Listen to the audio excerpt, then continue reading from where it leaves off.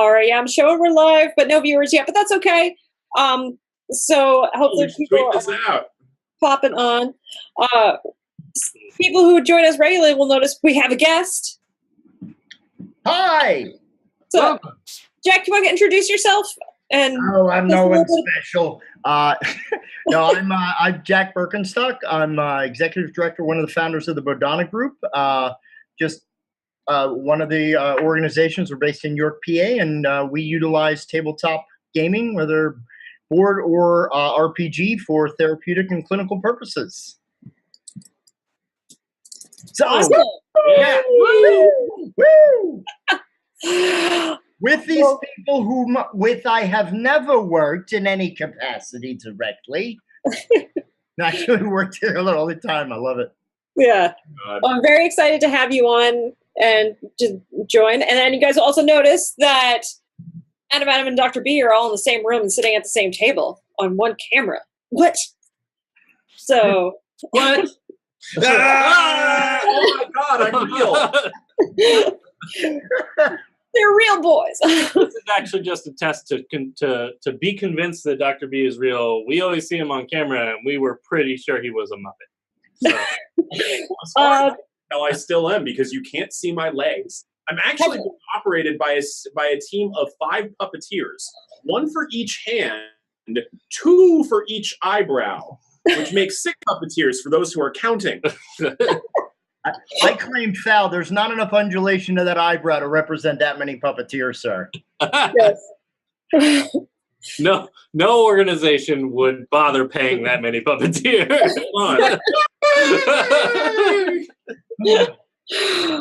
Awesome. Well, so before we jump into the game real quick, any announcements, appearances, big things you guys want to plug? Oh, boy. I think we have some stuff. Yeah, who wants to go first? How quickly can we do this? Sure. Game to Grow is going to be at PAX West coming up on 2 panels. One is with Ethan Schoonover, who runs the Lake Washington School for Girls D&D Club. We're doing a panel about playing RPGs with kids. And we're also doing a panel featuring Dr. Megan and Dr. Raphael over here. One letter. It's one letter. I was going to call you my name for your secret evil alter ego, but I'm going to save that for later. Rudy? And those are both on Friday at PAX. We're also doing, we're keynote speaking at the Washington Association Marriage and Family Therapy Conference in September. And we are presenting at the Pierce County Counselors Association. And then later on, we will be presenting at the ICDL conference about Critical Core, which is a take-home therapeutic Dungeons & Dragons-esque kit for therapists, educators, parents, etc. It'll be kickstarted. Check out criticalcore.org. I'll also add in at PAX West, we will have a table right outside of the Uncle's Games booth. Come and visit us if you happen to be at PAX West. We will have a limited selection of items for sale for donation and high fives for free. The high five. What about thumbs up? Depends on the caliber. You have to be pretty worthy of the thumbs up. Okay. All right. High fives are easy. Thumbs up. You can request the highest of the 5s, but thumbs up. Ooh. That's a whole nother bag. Will you guys be suiting up? Apparently. I'm going to be cosplaying for the first time. Really? Yeah. As someone named Kevin. He is actually cosplaying. That's not a. That's awesome. Just like the Kevin that Stefan was referring to in SNL. That's the club name. Kevin. This is Kevin, also known as Captain N. Oh my God! Oh my God! That's brilliant. I'm slowly collecting all the pieces. Oh, do you have a zapper? I do have a zapper. Okay, good, because I think I got a spare one if you need it. I'm still waiting for my NES controller belt buckle to come in the mail. But I have the jacket and I have the acid wash pants, the jeans. I'm still waiting for high top sneakers. Oh, that's nice. Awesome. Dr. B, anything for you to plug? Yeah, so Take This is also going to be at PAX West with a vengeance. In addition to the panel that I am doing with you, Dr. Megan, and the Adams, I have 4 other panels that I'm either moderating or I'm a guest announcing later with Take This. And we are going to be announcing our first class of streaming ambassadors at PAX West. So I'm very excited about that. So yeah, I got a bunch going on. Oh God. Awesome. And Geek Nation. Oh yeah, I was recently on the BJ Shea Geek Nation podcast. Especially for those of you in the Seattle area who know the BJ Shea Geek Nation podcast, go check them out on KISW.com, 99.9. Yeah, I think that was the third time I've been on there. It's great. We listened to it. Oh, was it? That's good. I forgot one thing. We were on the Plus 7 Intelligence podcast. Oh, yeah. Oh yes, that too. Yeah. I was right after you guys, wasn't I? Yeah. I think he released yours before ours. Yeah, but I think he interviewed me after you guys. But he said that Adam and I finish each other's sentences, and he did the recording, and it was like 0.28 seconds. Adam and I could interchange between each other. That's awesome. All right, and Jack, anything for you to plug? One of the most major things, I guess, that we normally plug during years in October, we're going to have Save Against Fear. It's our 3-day game convention / flagship fundraiser. We're very excited to have designers like Eddie Webb from Pugmire, Brendan LaSalle of X-Crawl fame. Recently, we just got Doug Lewandowski, one of the designers of Kids on Bikes. We're most excited about the fact that we're, for the first time ever, we're slowly making the move to turning it into a conference / convention. We have a training opportunity. It's a clinical track that we're calling it. So it's talking all about Madonna's TTRPG method of utilizing games for clinical purposes. We're actually just finished submitting our stuff for CE approval. So we're waiting to hear back as far as that, but it's a very unique way to, so if you're in the Pennsylvania area or parts connected, I know that Adam and Adam have both been past attendees, and actually this year as well, maybe? We're hoping. We're still figuring out. Crunching numbers on our budget. But we're hammering out a deal memo. If there is space in our budget, we will be there with bells on. Nice. I'm going to buy some bells on Amazon. Yeah. That's the budget part. Yeah, we're already flying there. I don't know if we have this. I don't know if they're very nice bells. They're such nice bells. Super nice. Such great bells. Much jingle. All right. And I'm heading to Gen Con. I'll be doing a panel on Friday at 11 on cultivating inclusive gaming tables. Saturday at 12, I'll be doing Gamers Live: Rise of the World Builders. Which I'm really excited about. And then Saturday at 3.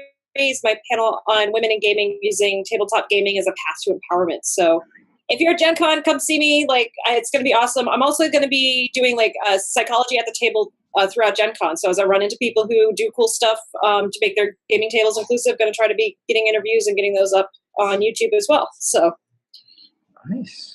All right. And without further ado, since we're a little late starting, let's jump right back into the story.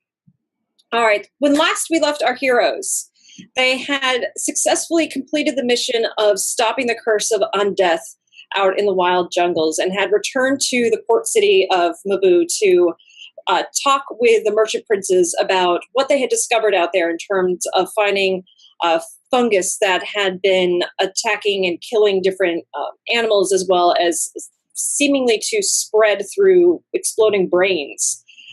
Also seeing these weird gelatinous beings come to life and attack them. So while one threat was stopped in the jungle, another seemed to be arising. They were then given the options of offering further assistance with the jungle, returning out and going down a path into the Underdark that they had discovered in the temple where the curse of undeath seemed to be emanating from, or returning back home to start understanding themselves a bit better. Immeral, having gone through several experiences that were being a bit troubling to him during his daily meditations, was a bit anxious to try and learn where he was from and to go back and find his people. And so the group asked a boon from the wizard Fizzbang, whom they had rescued, to send them back to their area. And he didn't know of a teleportation circle in Immeral's hometown of Windhold, but he did know of one in a city not too far off called Jericho. And so we rejoin our heroes as they exit the teleportation circle into the city of Jericho. So you guys, the way this teleportation circle is set up, it's actually in, there's like a room that's closed off, and then a door that leads out, and then there's a guard that stands right by the door and checks you. So as soon as you guys come through and step out, there's a guard there's like, right, hi, need your names for the registry. Oh, wow, where did you guys come from? The jungle. Oh, I don't think it's that bad. It's not good. Is it me? I think it's all of us.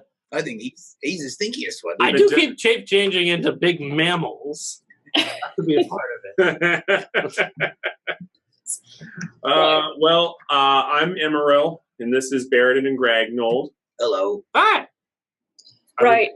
Just need you guys to sign on the official dockets here. And this is your first time teleporting into Jericho using this circle? As far as we know. Yes. All right. So just need to sign in the book here, and I'm going to need a drop of blood next to your name. I'm sorry, what? Excuse me? A what now? It's how we keep track to make sure nobody brings invading armies through the circles. With blood. Yes. If I brought an invading army in, would you make them all sign and put a drop of blood as well? I mean, if they were willing to, yeah, I suppose. It's just for the security and tracking measures. You won't have to do it again, but... What do you do with this blood? It stays next to your name in the book. I don't know, some wizards do some crap with it if you get up to no good or something bad happens. Do some crap with it. It's a collection. They're collecting blood samples. I would like to sleight a hand and put some cocoa powder on there and stuff. Also, can I ask, and Baeridin may not know this at all, is this unusual or is this usual practice? Give me just a straight intelligence check, Baeridin, and Greg will go ahead and you can do the sleight of hand check. I got a 7. 7. 14. You know, wizards do lots of weird things, and so you're not really sure. Maybe? Drop of blood. Very interesting. Yes, I think I've heard of this. I reach into my pockets for one of the bits of food items to see if there's any sort of jammy anything in there. All right. And to smear a little bit. Gragnold, what did you roll? 14.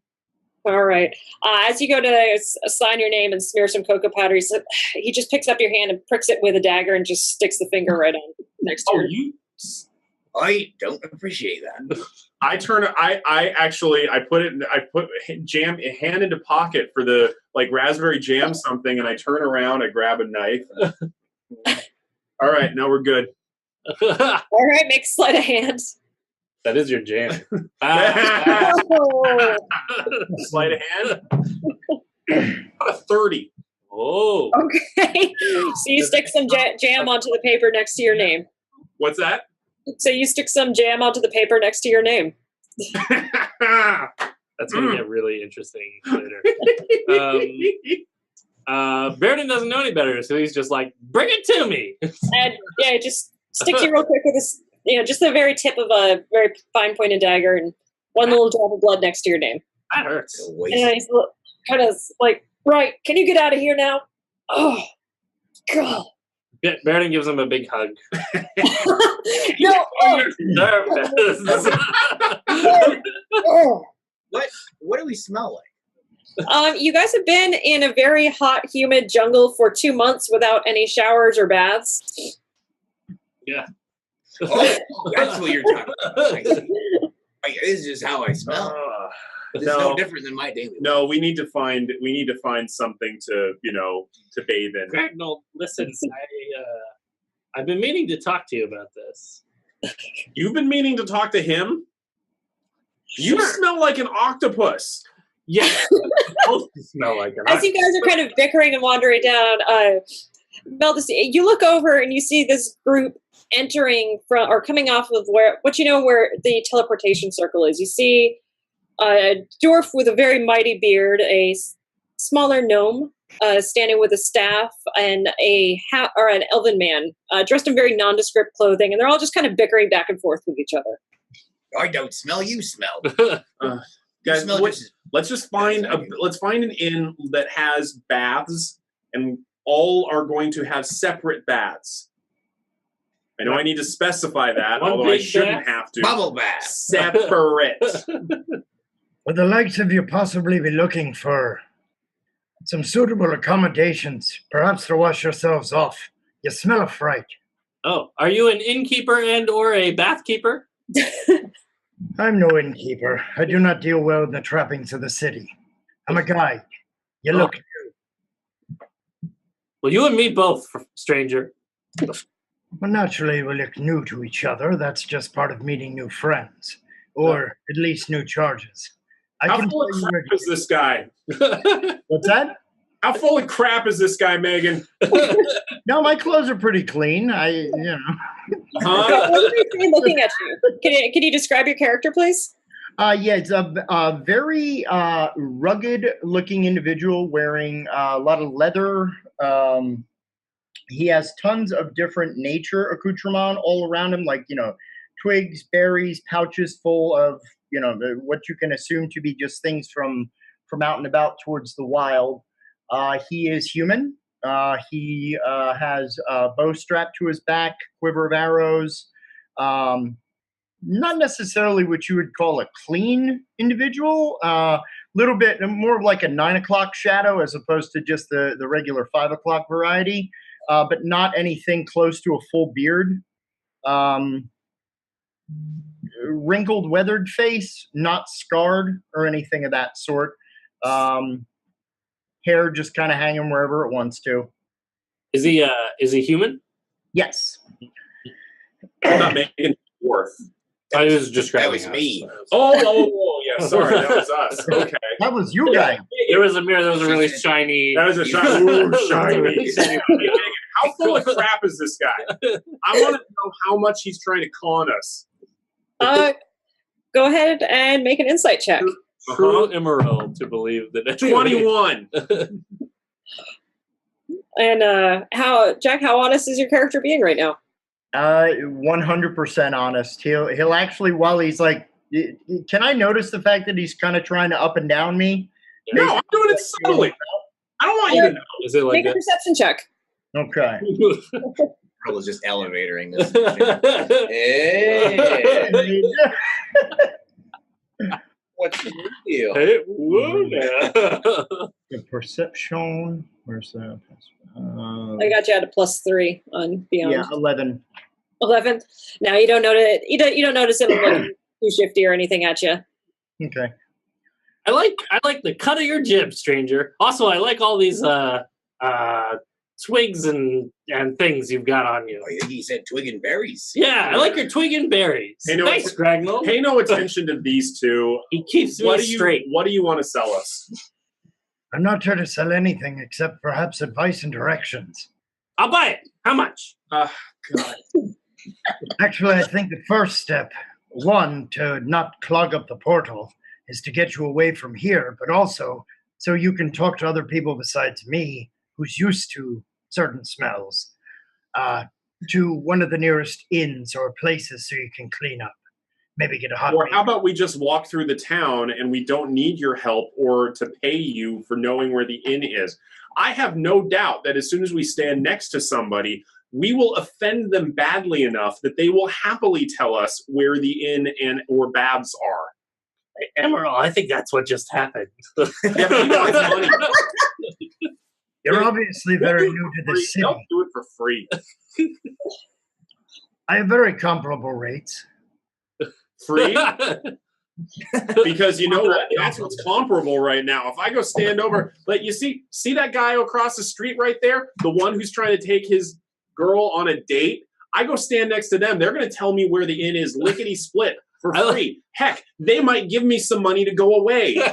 Like Immeral really leaning into the usefulness of this spell. He's monetized it already. Would that person be able to get you cheaper rates because of the fact that he's a known guide for the area.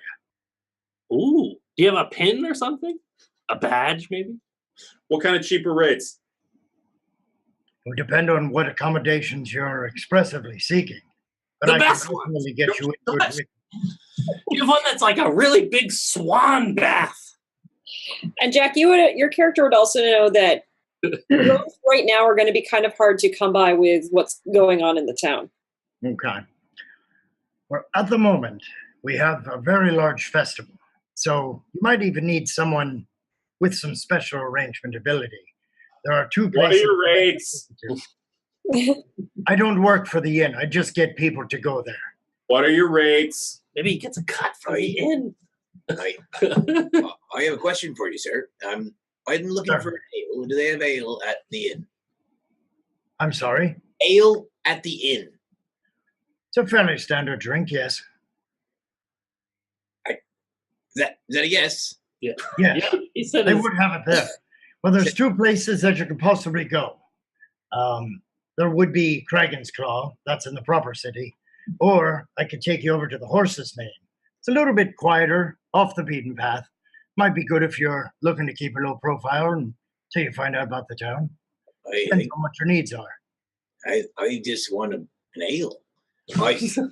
I suppose people want us to clean ourselves. I'm not much for it, but you ought to do what you got to do. So I suppose if we must clean first, then we will. But if we don't, then let's go get some ale. You honestly don't have to. It's just a friendly suggestion. Well, so be it. Let's get some ales. When in Rome. What's Rome? It's when you walk around without. When you're roaming. Do you have a preference for in the city or on the outskirts of the city? Let's go with that horse one. I like horses. To the Horse's Mane it is. And as you guys start wandering, so you start following Baron through the city streets, you notice that all around there's lots of decorations being put up, fresh leaves, things like that. I start holding out my hand as we go through the city. You're just collecting some extra. Make a performance check. I stare at people longingly. I look very. Yeah. Make a performance check. Oh. That was terrible. I think That two was over really the bad. top. 5. Baeridin and Two over Gragnold the are like, top. hello. Hello. Nice to meet you. You hung that little crooked. You know what I find most impressive? That we managed to spend like 2 days in Naboo without anybody saying anything about the smell. Well, also in Maboo, it was par for the course there. Hey, by the way, what's your name, stranger? Oh, casual nerdiness. Thank you. Oh, my name is Baron Valdus. What was it? Baron Valdus. Baron You're Volus. a baron? Valdus. Valdus. Valdus. You're shaped like a bulb. Valdus. Valdus. Valdus. Vald. Us. Who's the other person? All the tiny voices that live inside my head.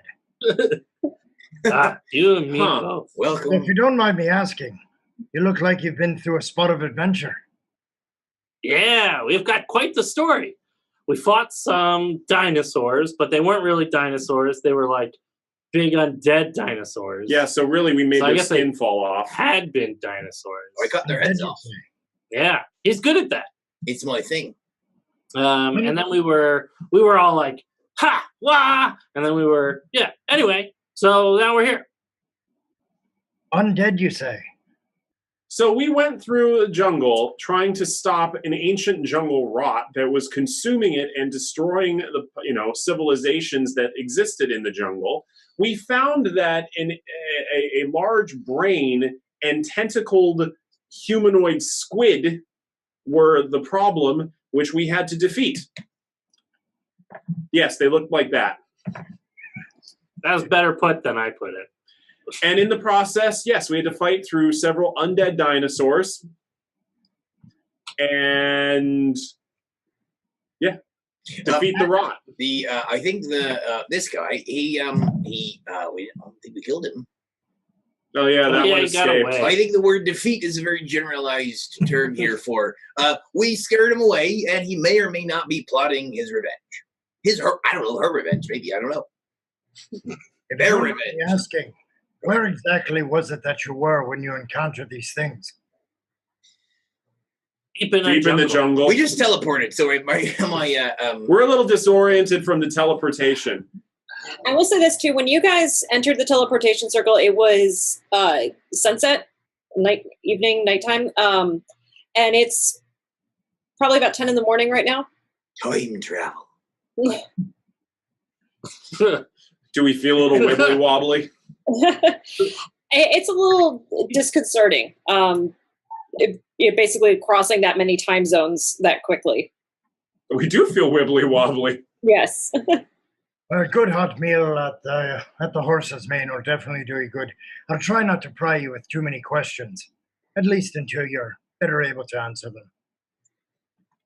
Well, appreciate it. So let's get onward to the Horse's Mane, since none of these people are giving donations to the poor. You're not that poor, to be fair. What is the festival that's going on right now? Oh, you asked that in character? No, I'm asking just in general. Can we tell what the festival is? Oh, gotcha. Well, given you guys know the time of year and you know what's going on. You might be a little surprised, but pretty easily to figure out with all the fresh flowers going on that this is Beltane. It's the festival of spring.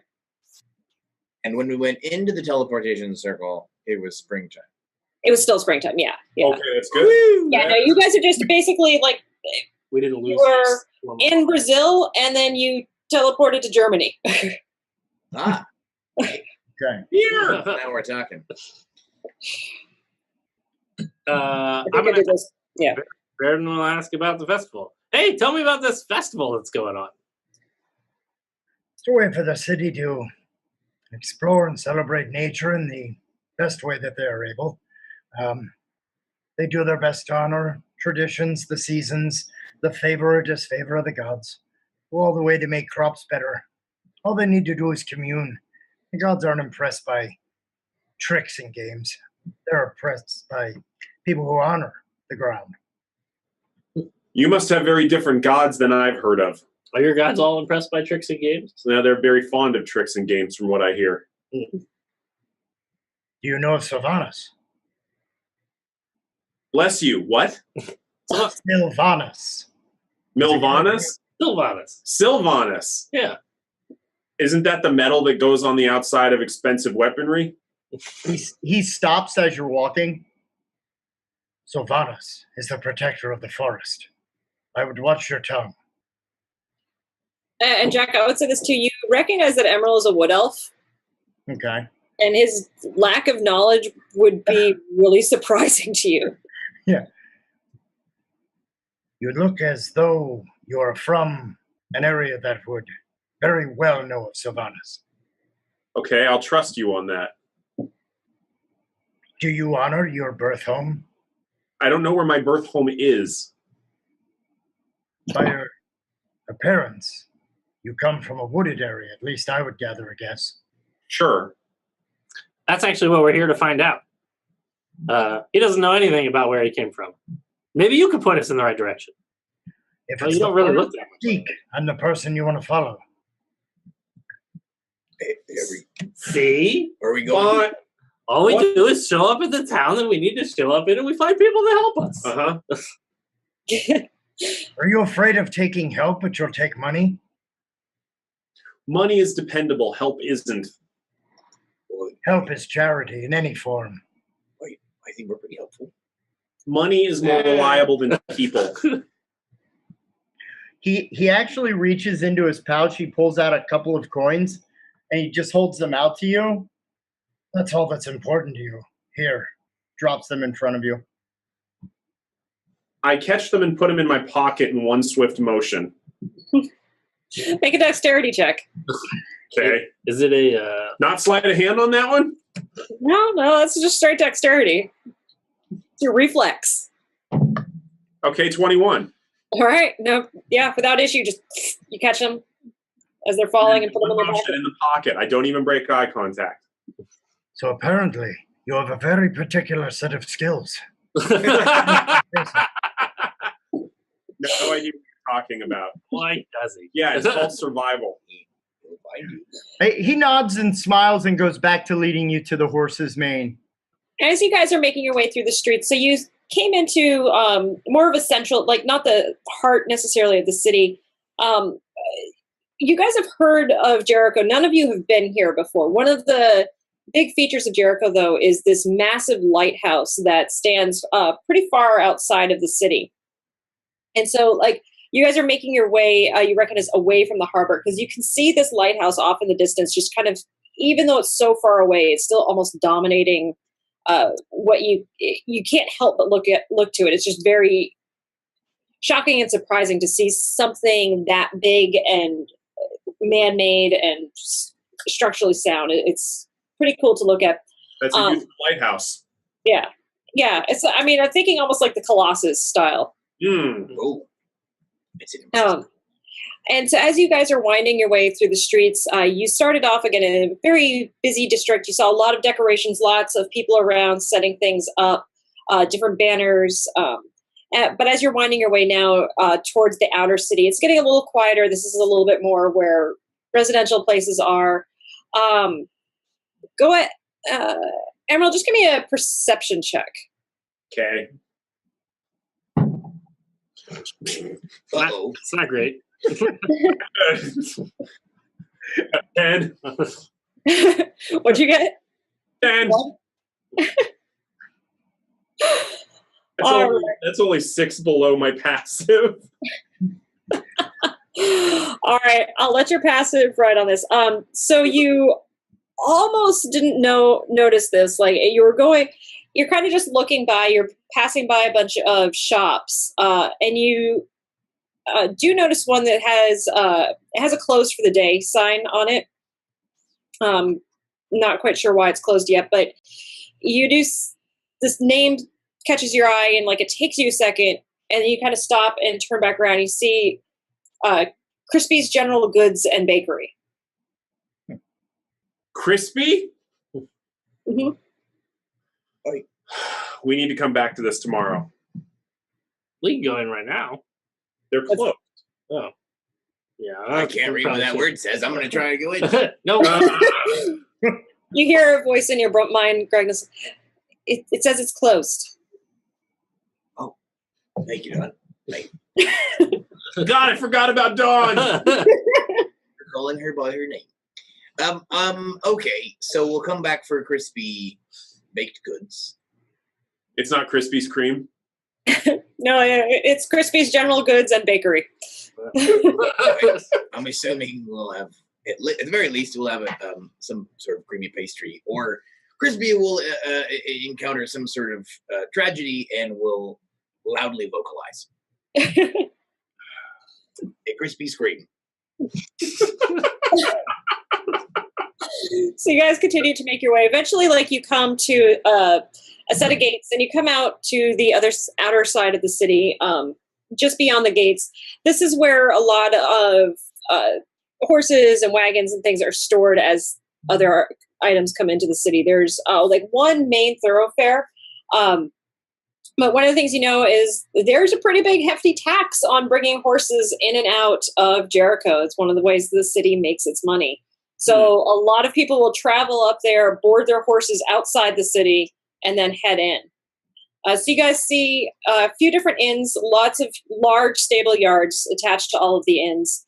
And off in the distance, one of the things you do see as well is different tents being set up, large maypole being erected, and smells of good foods and things being cooked and prepared.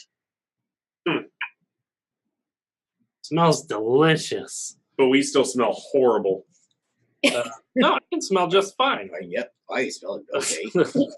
Also always have. Oh, wow. Jack, actually, one of our viewers is wondering, Jack, are you just here to look good? I don't know. Who is that? I hope it's not someone I know. Oh, my Lord, that'd be so embarrassing. Joe Agler. Who is it? Joe Hagler. Haggler. I'm assuming that might be Doug. That's, Doug Hagler. Oh, I thought it was Hagler. I thought it was creative. Doe Agler. Yeah, I like that. Well, I read it as doppelganger, so All right, so all of us need to go to the Baeridin School of Reading Good and other stuff. All right, so we're gonna come. Also, Mike Fields. Oh, Mike was on Mike Fields. All right. Oh, Mike. Hey. The viewership going on right now. Okay, onward to the bathing. all right, you guys make your way up to this inn, and it's a fairly decent-sized inn. You can, as you walk in, you see the tap room. Some people are sitting around having a good midday meal, and there is a halfling woman kind of running around, taking care of everything. And she comes up and is like, Baron, so good to see you. How are you? I've been doing well. I have some weary travelers who are definitely in need of some rooms. Do you think that you could? And baths, yes. Very, very much so. I think that they would be better to enjoy the festival if they were a little bit more clean and presentable. Do you have any way to get them one of my special rates?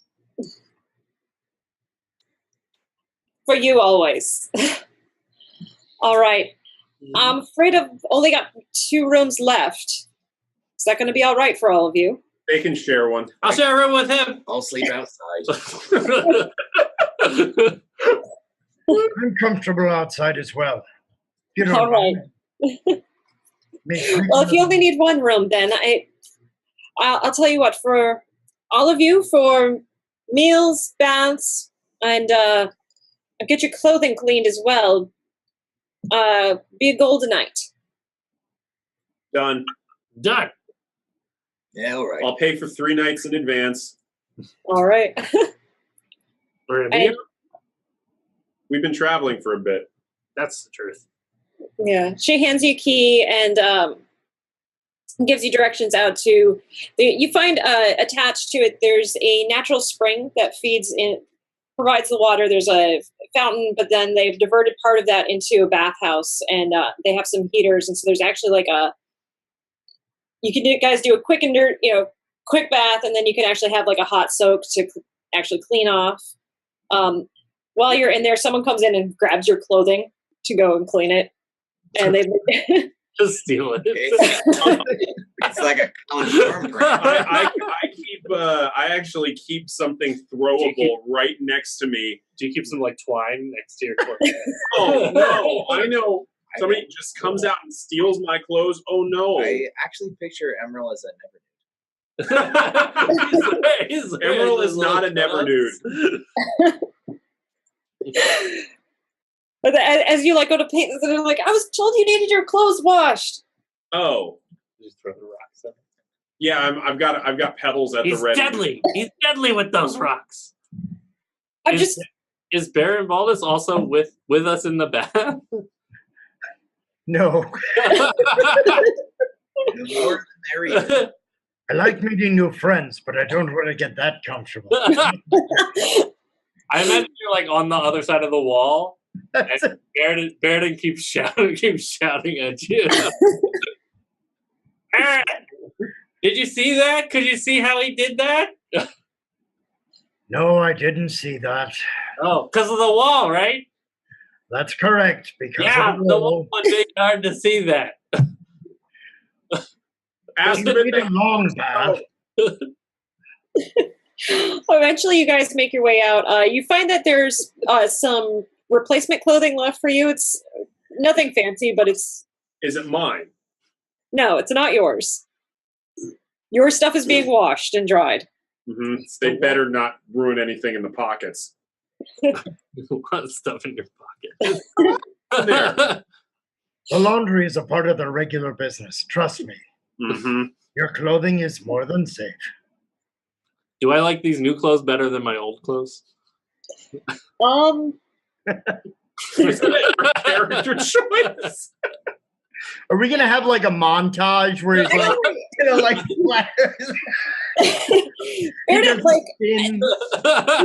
So you're actually given clothes that were cut for a halfling, So like the pant legs are a lot looser for larger feet, but the cut actually fits you a lot better than anything you've ever worn from your dwarven community. Wow. Gragnold, it's like these clothes were made for dwarves. They were.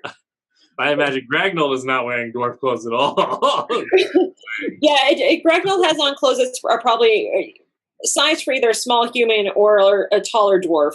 I think Gragnold is not wearing any clothes at all. They're pretty baggy. Oh, okay. Long beard doing sort of Venus de Milo. Oh my god. Oh, that's Yeah, We're ready to hit the town. oh god. Where's the bathroom? Someone sucks some trousers at him. Gragnold is floating up in a clamshell, like covering with his beard. He gives new meaning to the horse's mane. It does. I don't know how to take that. Oh, away from me. That's how you take it. As a Take it away compliment, from me. That's how I'll take it. Well, some ales now, Bandus. Oh, sweet, merciful Paylor, yes. So you guys walk in, the innkeep, she chucks pants at Gragnold. So put those on. Sure thing. Your stuff will be cleaned and dried soon enough. My stuff's dry. I've been tired to get some food. Perhaps we can talk, get to know each other better. Yeah, I'd be curious, Baird. What brings you to being a guide for the city? How long have you been doing that for? Well, for as long as I've needed to pay for whatever arrangements and food that I need, I spend most of my time in the wild. I'm a bit more comfortable, which is why I was very glad when you decided to go with the horse's mane. It's not that I hate the city, I prefer the quiet. It allows me to think. I'm with you. I don't like having so many people around. Immeral always seems so much more comfortable here.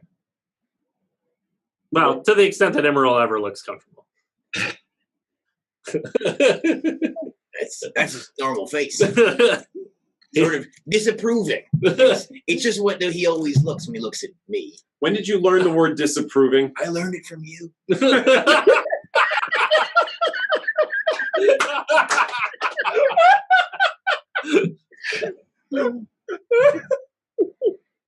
From you, Dad. Oh god, that used to be one of our highlight clips. Oh my god. I'm going to do a t-shirt now with Gragnold that says, I learned it from you. Where'd you learn that word? I learned it from you. So, Raphael, what is your character's name? Immeral. Immeral. So, Immeral, did I hear you say the name Pallor? Yes. Is that a person you're strongly aligned with? I'm aligned with being away from anybody who aligns themselves. You might want to watch yourself. There are rumors that the Church of Pallor is amassing some type of army. Well, which would be why I'm not a fan.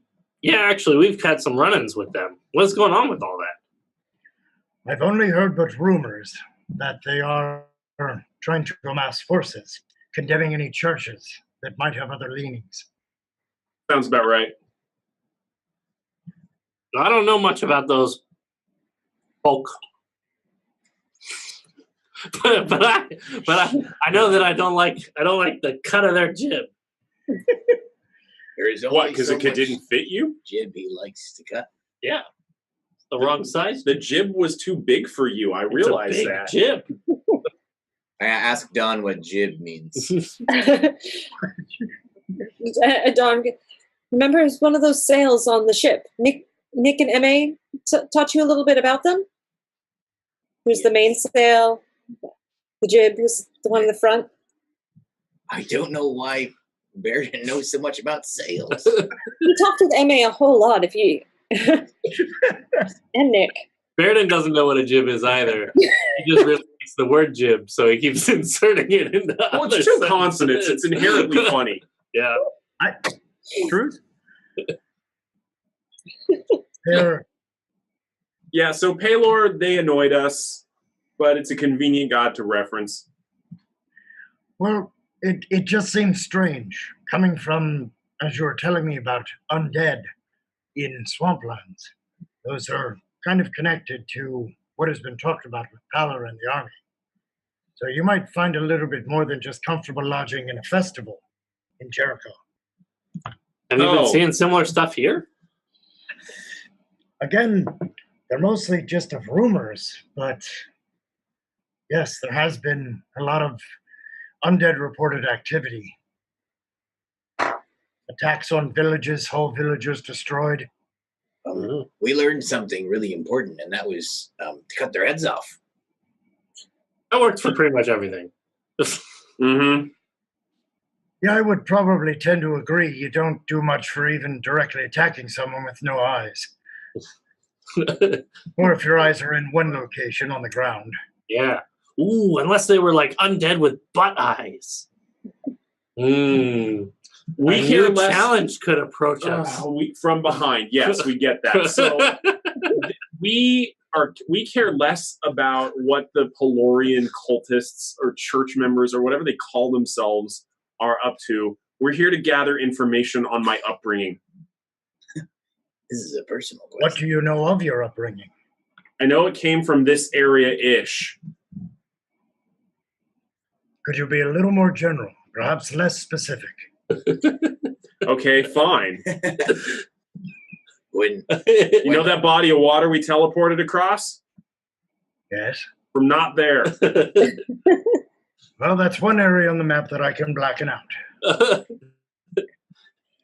I'm gonna visit. Nothing of your birth? It happened. Well, we assume. I wasn't there. I can't verify it. I was born at a very young age. I don't know what to tell you beyond that. What do you remember? I remember being an orphan and having to steal to survive. Okay, where were you an orphan? Windhold. How far away is Windhold from here? How far would that be? So Windhold is a little bit to the south. So there's one smaller city called Grafal that splits up, connects Jericho to Salony, which is the other big port city. And then south from that is Windhold. And so Windhold is like a very small city, very large town that's just north of the plains. You would have passed through both Windhold and Grafal coming up to Jericho to try and rendezvous with the different allies. Okay. What she said. We're not too far from it, I guess. Why did we teleport here? Because this is where they have the teleportation circle. Yeah. Okay. Not everyone has a teleportation circle. I don't know. Maybe if you're really wealthy, then you can get your own teleportation circle. Would you like your own teleportation circle? I like to walk by foot. Or by horse. Of course. Yeah. Gragnold walks by all sorts of stuff. Mostly on my feet. Teleportation circle is fairly well located for all manner of adventurers. It's very accessible to a lot of the major cities. So if you grew up in Windhold, mm-hmm. then it's totally possible that wherever your parents were, they were somewhere around here. Are there any people who look like him around here? Yeah, are there any elves around us? There are a lot of elves. One's I with would imagine. disapproving look. Yeah, are there any that can make that look? Yeah, that one. I can very firmly state I have never, ever seen a person with that look. So one thing you would note, elves typically are not going to come, or especially wood elves, would not be coming up towards the cities that often. You would be seeing more high elves. On the coast, sometimes you're going to see the aquatic elves. The wood elves, though, mostly stick to Raku or Haruto woods, both of which you're fairly familiar with. You reside more in Raku woods. And you would also know that there's a large Dwarven settlement near Haruto woods. Yes. I'm looking over my copious notes here. Yes. So Jack got a ton of rumors and things. Oh, yes. So just as a player check-in, are we? Do we want to maybe experience this fair, or do you think like Immeral is feeling antsy, like he wants to get out of it? Oh, Immeral is he's torn between the idea of not wanting to be exposed to all of these people, and also at the same time he wants answers. He really wants to go back to Crispy's Donuts or Crispy's Pastry House. Is there a connection? I guess I didn't ask that character. If there's a connection to that Yes. personal stuff? Oh yes. All right. Well, I guess now that we're bathed, we'll get some drinks and then go get some pastries. Yeah, as you guys are there, so the innkeep, she would have come over with just for the midday meal. Usually, it's just more of a simple stew and bread, and then ales all around. Orange whip, orange whip, orange whip, orange whip, 3 orange whips. All right. Oh, I almost have the hat for it. It's cute. So she walks off and comes back with four large mugs and sets them down for you guys. Now look, at the fair, you got to vote for our ale, right? You gotta say it. You gotta say it. They have full pints. It's a pint. I want one of those. So I've heard a bit about him, but I have not heard about the rest of you. What brings you to this area besides him? Pretty much him. You will have more than your fair share in front of you. The kegs Gragnold. are us. Well, that's the truth. Gragnold and I are from the Wolf Clan, up in the mountains. Actually, I guess it's not too far from here, would be my guess. That's true. Well, relatively speaking. We're the last of our clan, and now here we are, the three of us, the three best friends. We've put Immeral into our clan. He's a part of our clan now. And Valdis would have heard of the Wolffang clan and would also know that they've disappeared not too long ago. Oh, there's the Moonfang clan, right? Yeah, Moonfang. Moonfang, sorry, not Wolffang. Moonfang clan. We worship the wolf spirit. Yeah. They taught me hand gestures to indicate clanhood. That means the wolf. It's a This is The wolf. Oh, threatening wolf.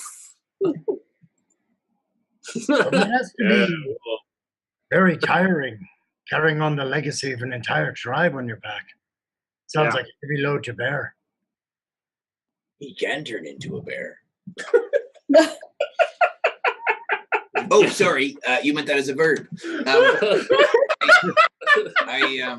It is actually. It's sometimes I have visions of my old friends from the Moonfang clan, but for the most part, it's the three of us, and we're looking to find our way. There are actually some folks who may come into town, people I've been looking to get in contact with.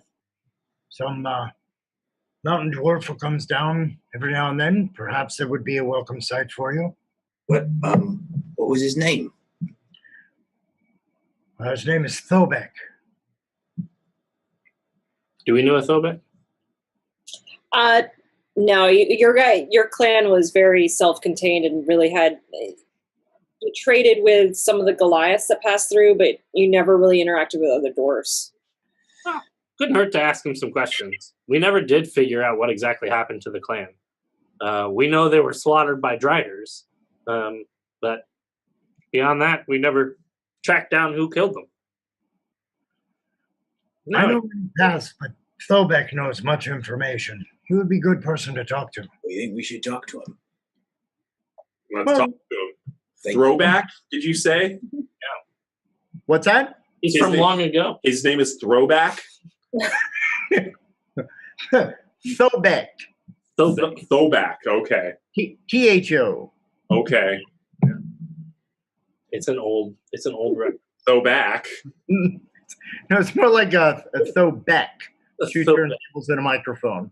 Yeah. As you guys are sitting there talking, you notice over in one of the corners, some people are whispering excitedly. And as one of them stands up, they're in the library of Immeral, what you would certainly recognize, and Valdis too, as the library of a basically like a trainee cleric, so like a page for a different church, wearing the sun emblazoned of Pelor. Oh, these guys. And they kind of we're talking excitedly with these people, and kind of got up, and they dash out, and the other people are kind of whispering excitedly amongst themselves as this kid runs out. Can we listen to see if we can overhear what they're excited about? Yeah, go ahead, give me perception checks. That's not great. It's not terrible. Oh. All right, I'll take mine. I'm apparently very disapproving right now. I got a 14. 14 as well. 9? 4. All right. That's some good ale. You learned it from me. Immeral and Gragnold, you guys start you're talking about the ale. You don't even really notice the people, but The ale. Oh, it was like aliens. Valdis, you do over here, and he's like, the Starchild's grandfather's returned. What could this has got to be tidings of something. Did she say Starchild? What? Starchild. Why? Oh. All right. Did you with that? Did you catch that there? Like a lore check or something to see if there might be any recognition of it? So Or? one of the things Valdis would know, you've heard one of the things that's been going on in the Church of Pelor is they have this new leader who they have been referring to as the Star Child. He's been with them for a long time. He's from what you know, human, and is actually grown, but this title of Star Child is sort of stuck with him. You've only heard that he's influential in the church and has been kind of leading them. None of the rumors or anything you've heard have given you much more information. Okay. Did they say of whether the Star Child is of one mind or not? Well, this would be, did you guys let the other two at the table know what was being said? Yeah, just because I didn't have a frame of reference, I would say something to see if it clicked with you. And I just replied, what? Yeah. Do you guys know anything about Starchild? Yes. What does that mean? Dick and Marty. Is it? And you hear Dawn's voice in your head. Gragnold, that journal you read. Do you remember the journal we read the other day of Braxius? The one you found on the beach? Refresh my memory. He went to the holy city for the church and met the Star Child, Marty, who was missing, had gotten separated from his grandfather. Oh my God. Apparently they're God too. Dear Lord. I think we know that guy. Oh. Merciful Bahamut. Oh my God. So this is not a good omen. Is it No, probably it's not terrible. I don't know. He never rolled particularly high. I think we should arrange a meeting with the Star Child. Oh. Do we have to? You guys would know that the holy city, I have to go over to my map of it's not the right one. Oh shoot. The holy city that the church operates out of is probably at least 2 weeks journey away with good weather and really fast horses. Let's put a pin in that. That's It's where pretty far. is. Hmm? The Star Child is 2 weeks away. At least a little bit more probably. That's with great weather for traveling and really fast horses and pushing a fast pace. Can we just use a teleportation circle? I would rather find out where I'm from than deal with Dick and Marty again. We'll come back to that. So is this a dangerous Baeridin- person? This, What? Oh, Baron, you appear to be confused. I'm not Dick- confused. I'm merely unaware of who you're talking about and what importance he holds. That's fair. The Star Child is a friend of ours. Sort of. Doesn't seem very friendly by your. Well, it's not that he's not friendly. His worshippers aren't. But he's confusing to be around because imagine two people mushed into one. Occasionally, one of them sprouts out of the shoulder and starts talking. That sounds painful. Yeah. Whether it's painful or not, I don't know, but it's confusing. Because you don't know which one you're talking to. Or whether you're supposed to split gold with them. That's a fair point. Yeah. We never did resolve that. Came up a couple of times, actually. Do they both eat? We never figured that out either. Baeridin's going to go over to the group of Paylor people. Okay. And he's I'm going to follow along just to make sure that, if he gets into trouble, he has a backup. I'm hanging out with Pebbles at the ready. Okay. Baeridin's going to go, he's going to and say, we actually met the Star Child and his grandfather. What? We were just told that the Star Child's grandfather's returned. I know. We were hanging out with him not too long ago. What tidings does he bring? What fortunes does he speak? Does he tell us of Paylor's greatness and how he's going to defeat all the undead? Can I overhear Doesn't this? Sound familiar? Oh, yeah, you're watching for this and As soon as they say, what tidings do they bring? Under my breath, I say a hangover. He mostly was, really insulting, I guess. Were you displeasing to him? Pretty nice to me. He was pretty nice to you. Yeah. He seemed to like me But pretty he well. said sweet Baeridin a lot. Yeah, that's true. He called you sweet Baeridin. He did call me Sweet Baeridin. I think a the lot. grandfather liked you more than he liked his own grandson. Yeah, that might be true. Anyway, I just thought I'd come over and let you know. Bye! And they start whispering excitedly, did you hear that? He likes him more than the Star. That can't be possible. And they're kind of just in complete disbelief. After he left the table to go back over while they're talking, he goes, Enjoy the festival. Sorry. to the table. What's That's perfect. So I'm still confused.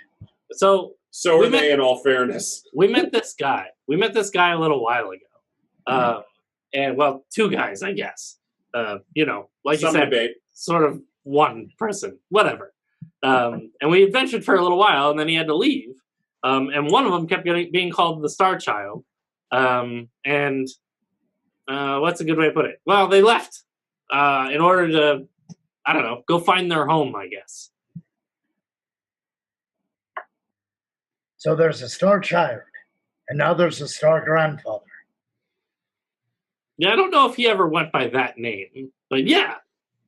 Is this? We just called him Dick. I think Dick is what he often referred to himself, and it was an appropriate moniker. Moniker? I learned it from you. So if you fight the undead and Paylor fights against the undead, why are you at odds?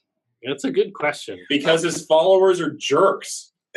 Immeral basically doesn't like anyone who tries to tell anybody else what to do.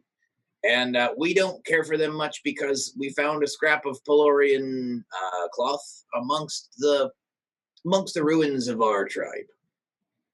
We don't know if they had anything to do with it, but... It smells fishy. And it's not just me. It's a metaphor. Because in fairness, that was on the seashore, wasn't it? Yes, it was. And just for the sake of reminding, so in Braxius' journal, it was the 17th day of the 3rd of winter, this entry, that he describes having a state dinner where he got to meet with the High Exalted, who is the leader of the Church of Paylor, but mostly spent his time talking to the Star Child, who he said he got to know as someone named Marty. and just said that he had a story beyond belief, that he had been traveling with his grandfather, who was a drunkard named Dick, and they encountered trouble.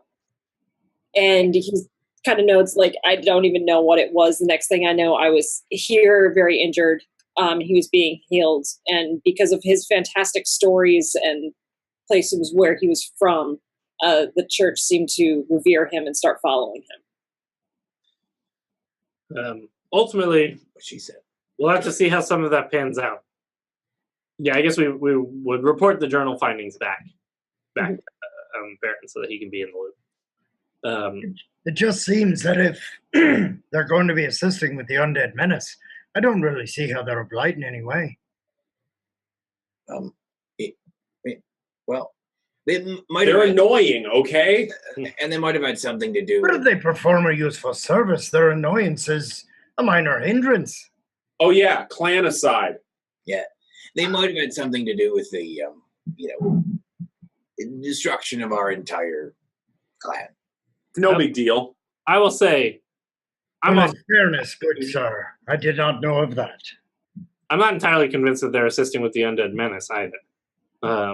Might Let's we- just say, while we were out in the jungle, we didn't see a lot of Paylor people coming around and helping us blasting some undead.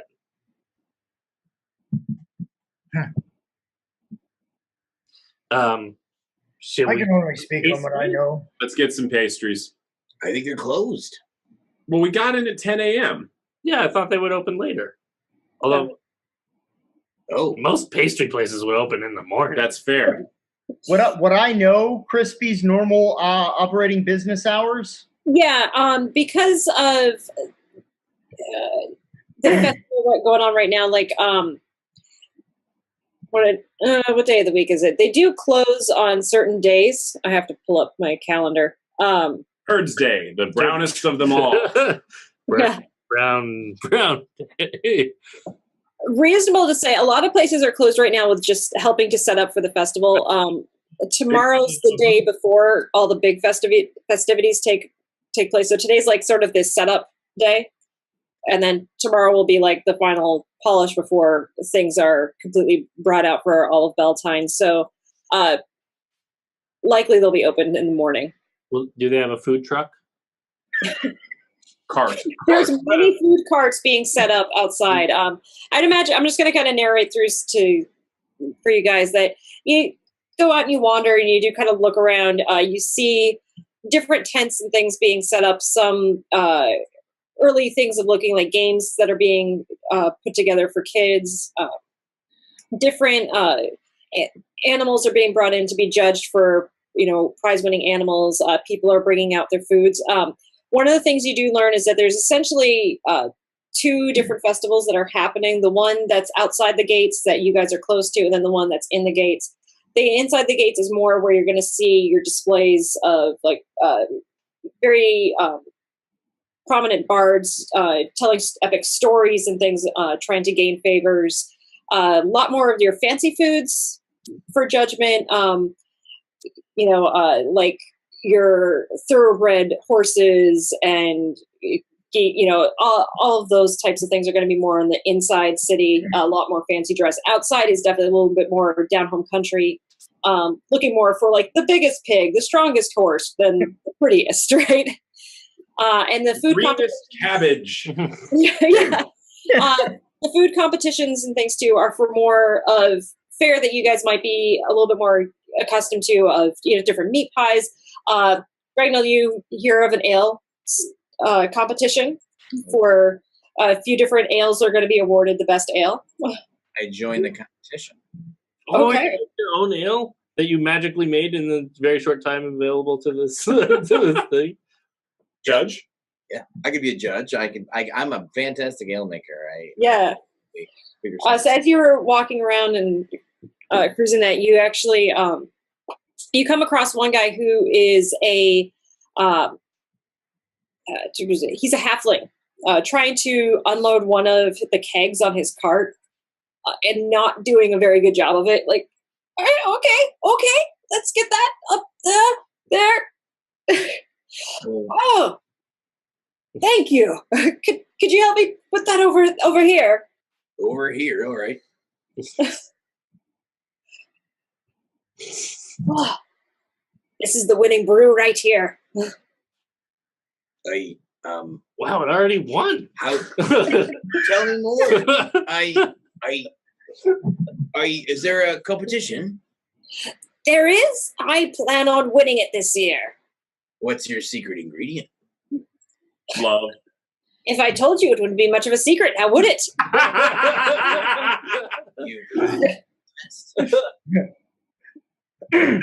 Actually, it's babies. Roundup babies is the secret ingredient of my ale. Megan, is there an obscene vegetable contest?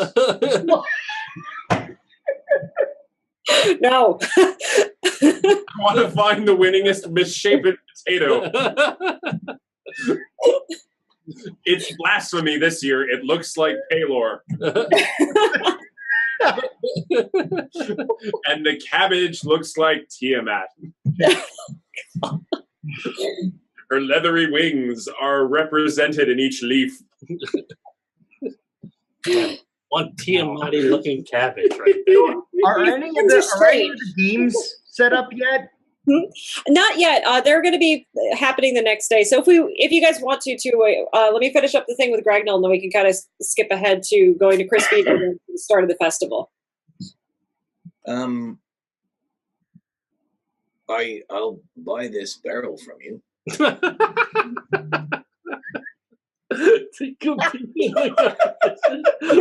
I need to win the competition here.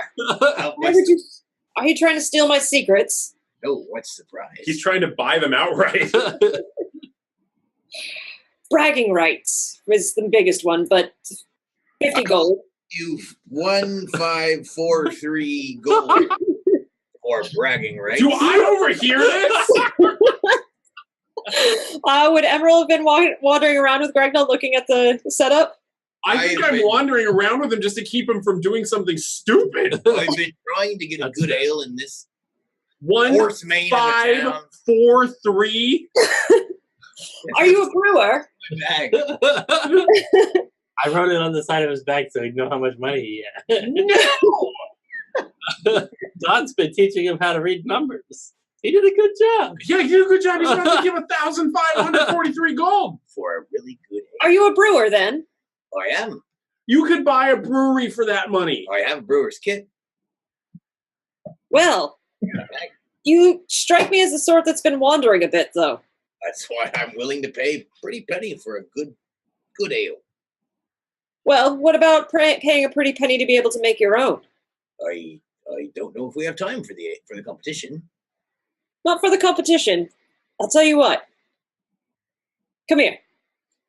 And he leads you, so you were helping him set up in the front tent, like where the kegs are going to be, and then he kind of leads you into a back area in the tent. You see he's got a couple of, they're like bucket bags. So I'm just keeping an eye on this. Okay. He said, follow me, and then I followed him. How full of crap is this guy? I see him going into being taken into like a back alley, and I follow them. Oh, it's not a back alley. It's just like this the private area of the tent that he's in. So he's going into a private tent. I hang out outside just listening in. It's the VIP room. Okay. Yeah, so you see these 3 different bags that are shaped sort of like a bucket with a drawstring. So, have you heard of, I've got to get to the page for this real quick, sorry. I have. Have you heard of the page turner? The page. You've heard of Samwise Adams? What? Sorry, what? The wizard at the college over yonder. He's really fond of his ales. I've never met him. Samwise Adams. Good God. Oh, my. Oh, that's you. All right. That's awesome. He liked a particular brew that I made a few years ago, and I couldn't replicate it because I couldn't get the ingredients in time. And so he decided to create this thing for me and gave me the few extra to sell.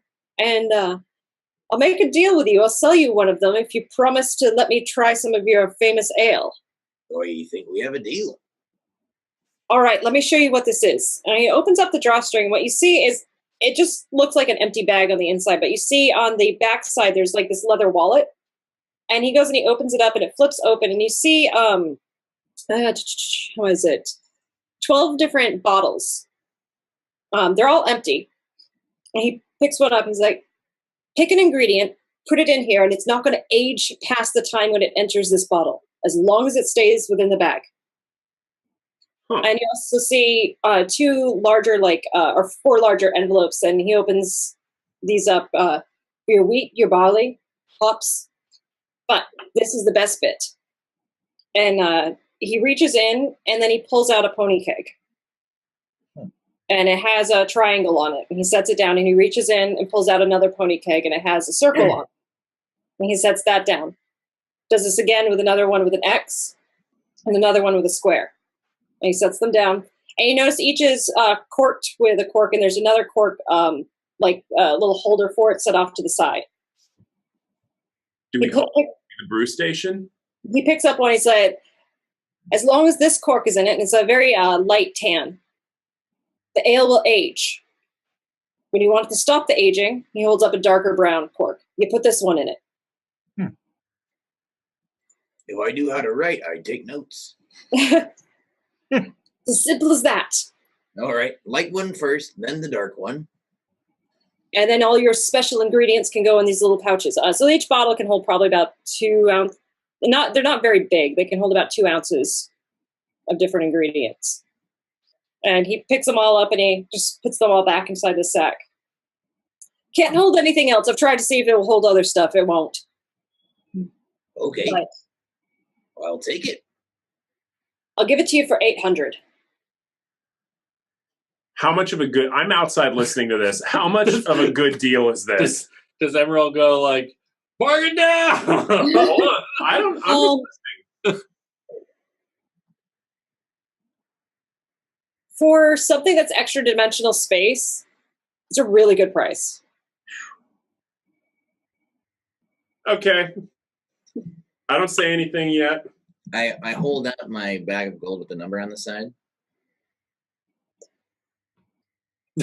Oh my! Want me to just make the change myself, or No, at this point I walk into this tent. He's part of my clan. We are part of the clan. So while he's handling my funds, I suppose I'm curious. Are there any hives or nests for insects around here? well, there's some beekeepers that are around. If that's what you're looking for. Oh, I suppose so. The more legs, the better.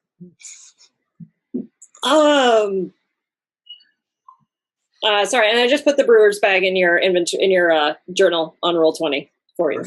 The more legs, the better. It's I saw a nest of spiders like near the entrance of the fairgrounds. Like millipedes? Can I do a nature to recommend a place that might fit his? Sure. I know the local area. Yeah. For recommending some. perfect. Recommending bugs. 23. 23. So you actually lean over to Gragnold and start telling him of like 3 or 4 different places that you've seen where there's different some millipedes. You saw a what are the cicadas just hatching out of some trees. A few places where there's some caterpillars getting ready to start doing their thing. So you tell him all kinds of places where he can find all kinds of creepy crawlies. I will spend the next hour trying to find as many delicious looking insects. All right. Just give me a survival check. Survival or nature, your choice. 22. 22. You were able to, however many bugs you wish to collect, you have collected. So gross. He's going to brew some delicious beers. I will name every single one of them. Okay.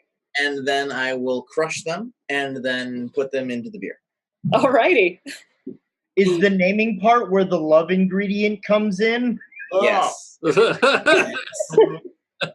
100%. All right. And since you haven't gotten to do this yet, go ahead and make a check with your brewer supplies. What check is that? So brewers are, I had this somewhere.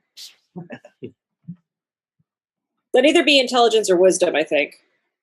Well, I'll choose wisdom. Plus your proficiency. I do have proficiency in brewer's tools. Yeah. That's a natural 20. Nice. So you make your way back to the inn, sitting in your room or in the wherever you would be doing this. Getting the natural spring water, putting in the different ingredients. And do you feel like if you let this age for a little while, you're going to have just the best ale? Like this is, it brings back home to you in a way that really, it's almost a painful memory in a way, just to be like, the members of my tribe would have really liked this. And you kind of catch yourself thinking at one point, like, Radmic's going to be so proud of me. And then that kind of gut punch moment of like, he's not here. Like, you really remember him in this moment of making this ale, and you feel confident that it is going to be amazing.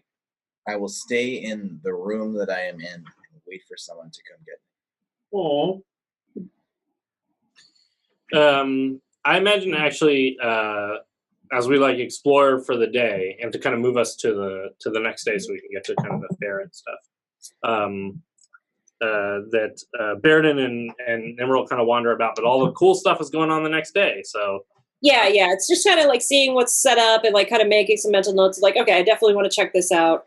And I guess I imagine Baeridin is also going along with us. Mm-hmm. Yeah. Just going out, like I'll pretty much, like, when this stand gets set up, you really need to. So I'll kind of be pointing out some of the really cool stuff that's going to be happening, because I've been to festivals in the past, so I know who has like kind of the good stands and the kind of, yeah, we all say it was a fun game because we're just being nice, but really it's kind of, kind of lame. So I'm giving you all the local stuff. Yeah, telling them like the tent of oddities, like don't bother, it's just a mana core in a bottle. Like it's, yeah. It was literally just a man eating a piece of chicken. And the next day, what's that? Did any of them say this way to the egress? Very nice.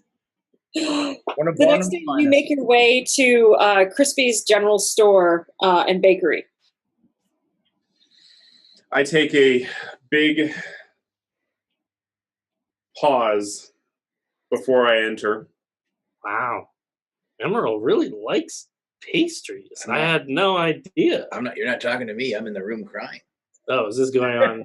Oh, sorry. That's what would have been the next day. So I'm assuming someone would have talked, right? I assume that's a lot of tears. Baeridin would have come back and Gragnold a great big hug.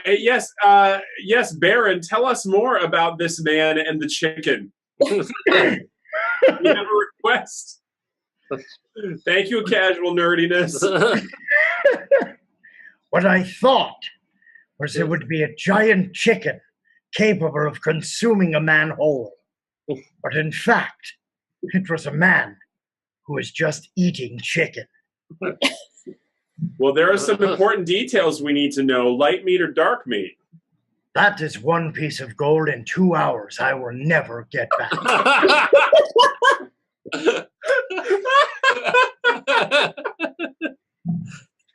There you go, casual nerdiness. Aren't you sad you asked?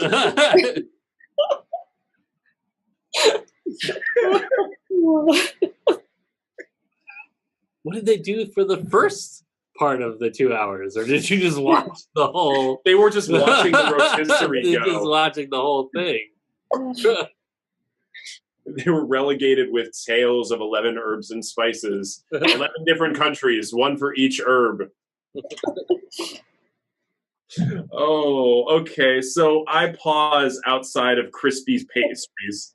Oh wait, do we want to settle Gragnold not crying anymore? Oh, that's yeah. right. He filled up the keg with his tears. So Baeridin, when he comes upstairs and he sees Gragnold crying, he'll comfort him and give him a hug. Baeridin, has this happened before? Would there be times like, I imagine in Gragnold and Baeridin's past, where like just remembering everything like brings up stuff. So I imagine like Baeridin doesn't have to ask what's wrong or what's going on or anything like that. He just comes up and gives Gragnold a hug and helps him put away the rest of the bug juice. I'll offer a little sample of the unfermented wort. Yeah. It's terrible. It's unfermented. But Baeridin doesn't. He just sips at it and then goes, "Precious." I go looking for the two of them and see this going on. Yeah. Yeah. You know, I recognize the look on Gragnold's face, and because I know the look of pain. And I don't need to know what it's about, but I just go over and I sit down next to him and just nod. And I don't say anything. We just sit down next and just nod. And Baeridin will pass over the Take a sip. fermented wort. That's terrible. It's sweet. It's bitter. It's so many legs. I swirl it a little bit to see how much legs it How has. many legs? There's a lot of. You see a wing, and definitely some legs. As I'm like, that's not typically a term that's literal when it comes to alcohol. Just wait. We have a think. You think adding tears makes it an IPA? I think adding tears makes it. Casual nerdiness. So bitter. You have no idea how sick of IPAs I am living in Seattle. There are a lot of IPAs. So many IPAs. So many IPAs. Somebody needs to make a malty beer. How would Gragnold be doing with having Baeridin and Immeral sit with him? I think Baeridin would, or Gragnold, sorry, with Baeridin's coming over, and then Immeral, who doesn't normally show very much besides that sort of disappointing look. This moment of unspoken empathy, I think, is really powerful for Gragnold, and I think he will be quiet for a moment and then howl at the moon. So we howl along with it. I roll my eyes and just kind of go. It's sort of a solemn howl, like a calling forth to the ancestors. So.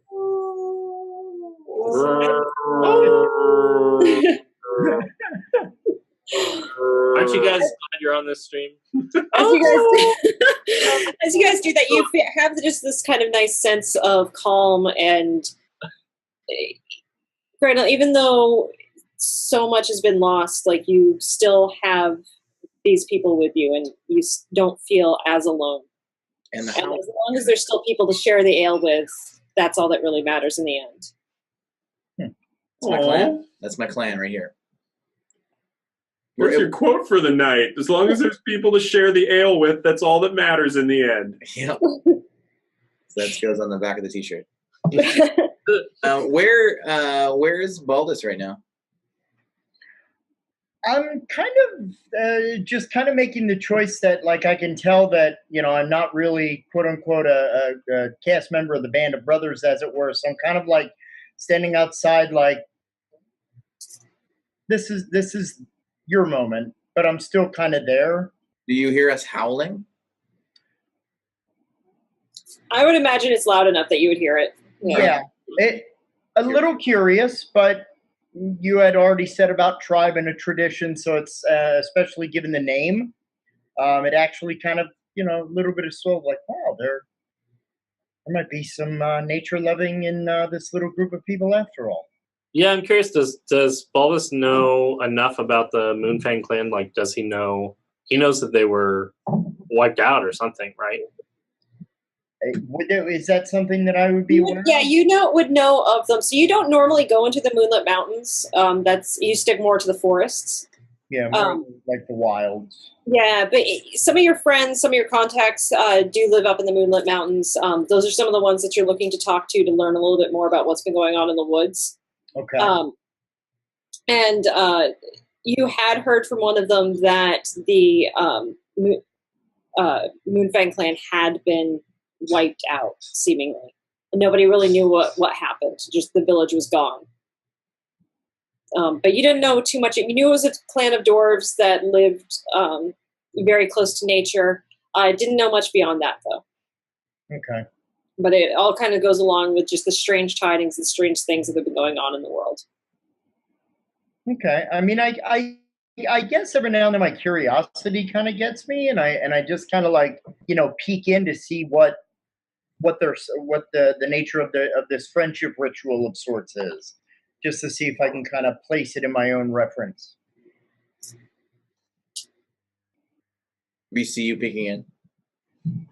Are you trying to be sneaky peeking, or are you just like looking in? Bunch of. No, I'm just kind of looking in. Cool. I'll usher over a hand and invite you over to drink unfermented ale and howl with us. I glare with one eyebrow raised. Find him. So I guess you are the deciding vote, my friend. Oh, you're I welcome. haven't said anything. I'm just glaring. He's not disapproving yet. You'll know because you'll get hit with a lot of rocks when he gets to that. That's how you know. I'll take that as a welcome sign. Thank you for allowing me to take part in your moment.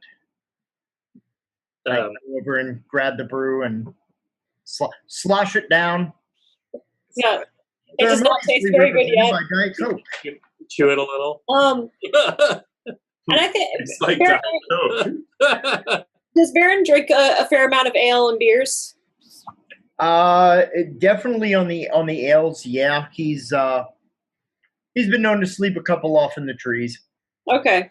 So you'll know that, but even though it doesn't taste good yet, you know that given some time, given some aging, it's going to be a very good ale. This is going to be a very good brew. Is this a hobby that you've followed for a while? I was the brew master from my clan. It's no surprise. If you could get something like this going local, you could definitely be onto something. A little bit more time to congeal. Don't know what that word means, but I'm assuming you mean ferment. No, it means get along with everybody. Okay. Wait, It's like this. Get better. That's the We'll face. say that. You don't understand things. Or I see a pretty girl. We see that face a lot from other people. This is one thing you definitely understand. You have a gift. Thank you. I don't get to do it much anymore. We've been traveling for quite a time. So he kind of just sits there awkwardly and kind of the sounds.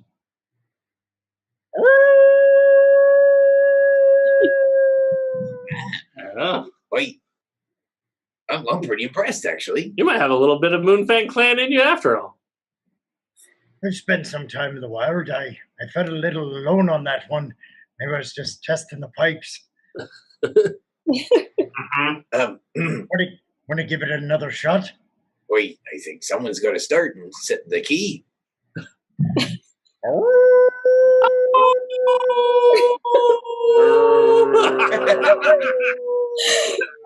You guys howl at the moon and bring on all the howl at the moon memes. I just hear Ozzy Randy Rhoads licks in my head right now. Bark at the moon, but still. I'm sure there's people underneath our. Yeah, eventually, someone does bang on your door. It's like, keep it down. I go to answer the door. I look at them disapprovingly. Can I help you? They back off. All right. Kind of do the next day.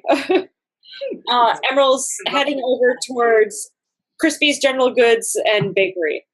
So as I pause outside, stare at the ground, Wow, Immeral really likes pastries. Well remembered. That's a callback. I open the door. I step inside. What do I see? The first thing that you experience stepping into the store is the aroma of fresh baked pastries. You haven't smelled this in a long time. Definitely like fresh crepes, seemingly like just different like sugary sweets.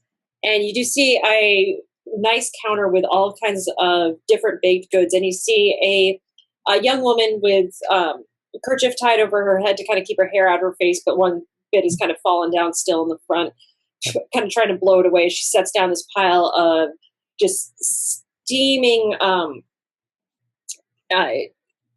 different type of pastry than you've seen before. Little circular with what looks like some melting sugar on the outside. And there's a couple of people in, and they're like, "Those are the creams!" and come running up to the counter. And they're all about Krispy Kremes. I scream, you scream, we all scream for Krispy Kreme. So I find someone who doesn't look like, maybe this woman looks like she's not too horribly busy. Yeah, you see over, so there's sort of two sides set up. One side of the counter is where the bakery seems to be, and you see this guy kind of down below you. He's bent over, and then as he stands up, you're instantly hit with this wave of like nostalgia. This guy looks exactly like Crispy, close to one of the last times you guys hung out together. Go ahead and just give me a wisdom check. Let's see here. Oh yeah, I'm a monk. That's not bad. Terrible. 16. You catch yourself in time and go, it's been 60 years since you saw him. He was human. There's no way he hasn't aged. And then you start to notice the differences. Even though the hair is the same, with being held down, he has the same look, and you do notice like just some of the subtle differences. The face is a little bit of a different shape. And one of the things that kind of strikes you too is the stature. He's definitely a little bit shorter than the Crispy you knew. So I salute to wave hi, whatever, and I ask, "Is your grandfather here?" My grandfather. Crispy. Yes. No, that's my dad. I'm Dad. James. Yeah, he not here. No, I opened this store on my own. Is The he? original Crispies and Bakery is in Windhold. Still, huh? Yeah. Do you know my dad? I'm an old friend. Ah. Is he well? Last I heard, yeah, he's retired, but, well, according to my sister, he kind of refuses to be retired. Sounds about right. Any way I can get a message to him? Well, we've got day after tomorrow, there's a caravan going down to Windhold Ice. We've got some goods going with that. I'm sending him a letter. Then, if you want to write a letter, can include it. I'd be happy to do so. You have a piece of paper I could borrow? I've one you can buy.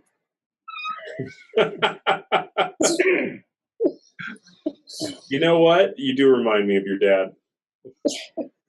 I'll give you a copper piece. And he hands you a piece of paper.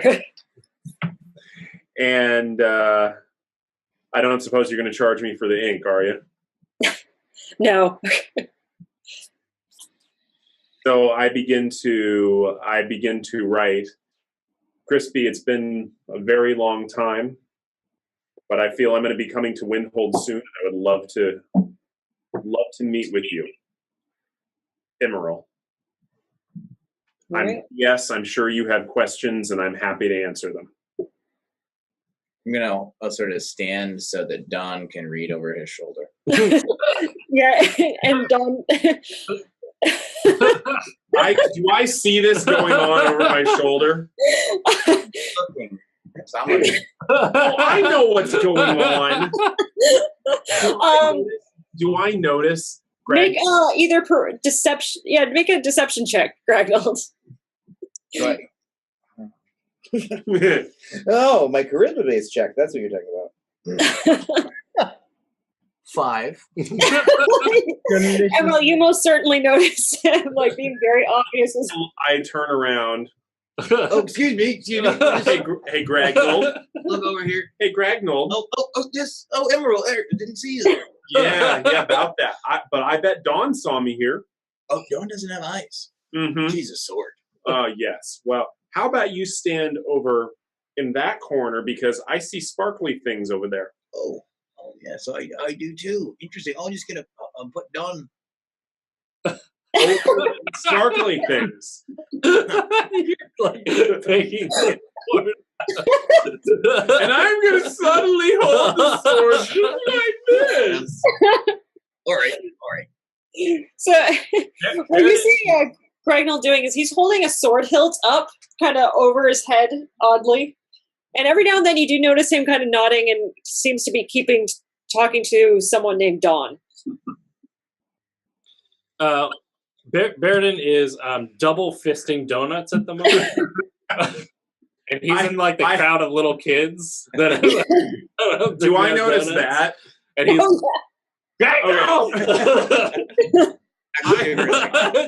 how much I turn to the shopkeeper. What and I actually ask your Crispy's son, what's your name? I'm James. James, I'm Immeral. I'm a very old friend of your father's. How much are each of those donuts that my traveling companion is devouring? Oh, Susie's got it. They're pull out that. They're about 5 copper each. A copper each. Okay. How many is he? 5 copper each. 5 copper each. Okay. How much is he? How many is he up to? Honey, how many has he had? 10. Tell you what, I'm just going to give you 1 gold piece. And thank you for the trouble. And Baeridin, roll a d20 for me. This is going to go well. 12. Ooh. You look over and Hobbs has picked up 2%. Deceiving them. Those are 5 coppers a piece each as well. Well, I just paid for 20. All right. Baeridin's also bringing donuts to here's the second gold to Baeridin. And is like handing different stuff. Baeridin, he's handing you. I just paid for 40. He's handing. Am I getting a bulk discount at this point? Different donuts? Yes. Yeah, go. You could have them. Say it's an even 50 for 2 gold pieces, all right? All right. Baron's hands are actually full because he tried, while you guys are having the moment, I'm actually waded through the crowd to try to get some of the illustrious fast-going creams so you don't miss out on your chance to sample at least one. So Yeah. I'm actually standing there with a box of creams. All right. So you've got a box. Like, yeah, everybody's got like lots of pastries. You guys are going to have a very epic sugar rush for the rest of the day. Oh. Make sure to tell your father how generous I was. I will. Well, are you traveling down that way? In about 2 days' time, yes. Do you just want to go on the caravan? Well, if you have us. He kind of eyes the sword that you're carrying and looks over. It's like, you any good with guarding things? Can we guard things? I think we can. Baeridin right now is wrestling with a kid. He's trying to take one of his and Hobbs flies down to help you. So, Hobbs is the flying monkey that Baeridin has as a pet. Okay, very good. I was like, what? There's a tiger in here? No, flying monkey. Oh, I love it. Well, yeah, if you guys, where are you staying at? Flying Horse. Horses. Flying What's the horse's name? Horse's name, whatever. Either way, I'm clean now. I don't care. Right. Well, we load up the wagon here to send supplies down south to the other two stores. We have to help hand carry it out of the city. He points over to Gragnold. He's with you? Today. Well, if he's with you on that day, you'll probably need him. We have a couple other guards who can help, but we don't have horses come into the city to avoid the tax. But then once you're outside the city, we have horses and things to hitch up and then travel south. All right, and he gives you guys the directions of, basically tells you dawn the day after the festival to come on over. And even though everyone's going to probably be super tired and stuff, that's when they're sending out their next shipment. Before we leave, do you have a local insulin supplier? There's the temple district. They help out with all of those kinds of things quite frequently. Okay. All right. Well, do you have a frequent sugar program with them or anything? I just want to make sure. If you head over that way, Dad was always partial to the Thunder. His temples gets used from us, so that would make sense. They know us. If you guys have a headache from all the sugar afterwards, just go see them. All right. So the rest of the day passes with you guys just exploring a little bit. Was there any shopping or anything that you guys would want to pick up? Yeah, I'm curious, does Baldus recommend any particular games? What are his favorite games for the festival? Well, what is some of the fare that is available as we're passing through, or is this a Jack invented game? So for don't touch the monkey. It's Ball to Cup. It says Ball to Cup. Generally there's a few different archery contests that get set up. There's like the more serious ones where it's actual bows and arrows. Then there's the ones that are a little bit more like kid style bows. There's a toy trebuchet archery. You're kind of a fan of those types. There's a couple of different strength contests. There's ones of like trying to pick up rocks, other arm wrestling. There's an eating contest. And then but one of the big thing, a couple of the big things outside, there is the oddities tent, which is just a ripoff. But then there's always a couple of different fortune tellers that come into the area. And those could sometimes be worth a visit. There's the big draw for the outer festival is the food and the food competitions and the ale competitions and things. Okay. Yeah. Considering that there are travelers here, definitely couldn't do bad to invest a few pieces for one of the fortune tellers. They're actually fairly accurate. I normally try when I can to at least get a little bit of a reading to add a little bit of order to my travels through the wilds. Sounds good to me. Do they have any like milk bottle competitions? Yeah, that'd be like one of the throwing type competitions. Okay. I don't want to join the eating competition. Let's hear it for Fist of Unbroken Air. All right. So as the next morning dawns, the festival is set up. It's very quiet in the inn itself, as everyone, as they got up, just went straight out to all the tents. It's extraordinarily lively. There's lots of people running around, doing all kinds of different things. You see kids just kind of running, carrying little ribbons, yay! And some parents chasing them, looking a little bit frazzled. Some people seem to already be pretty deep into their cups.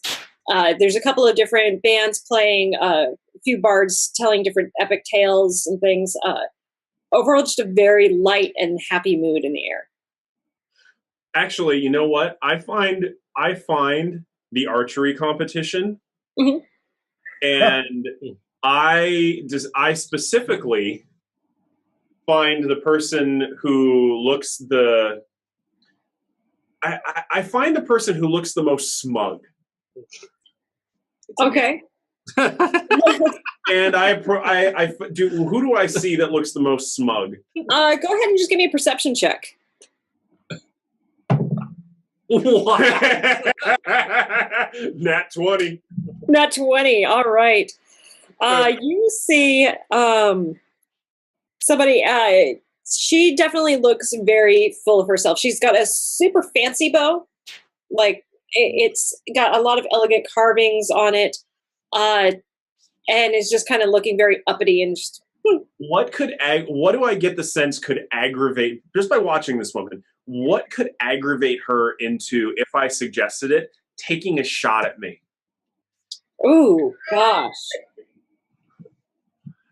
What is she dressed? I mean, she's dressed very fancy. Fancy for the area that you're in.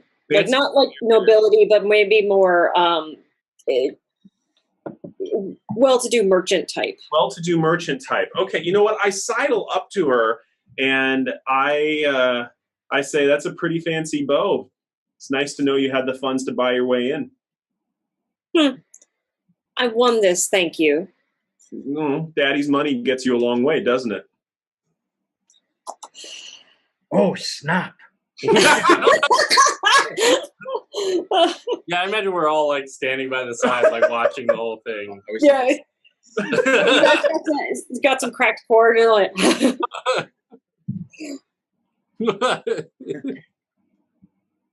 I earned my own way, thank you. You earned your own way. Oh, with your pretty armor and your pretty bow that Daddy paid for. Uh-huh. How exactly did you earn your own way? Between the sheets with people who have deeper pockets than you.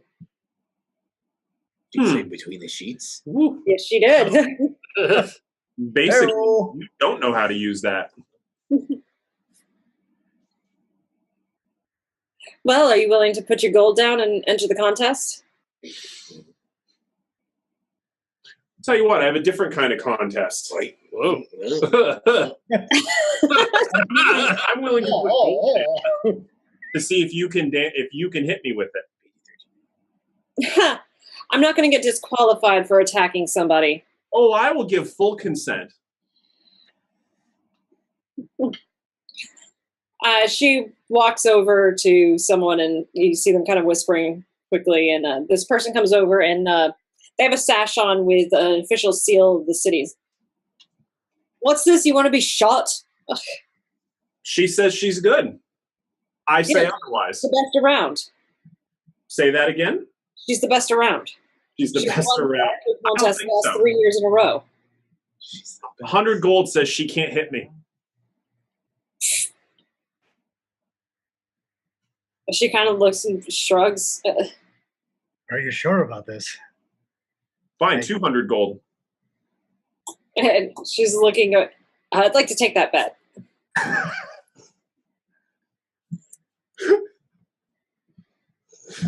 the lawbreaker's like, all right. And he brings you guys out to where the archery contest would be. And like, he has you stand next to one of the targets.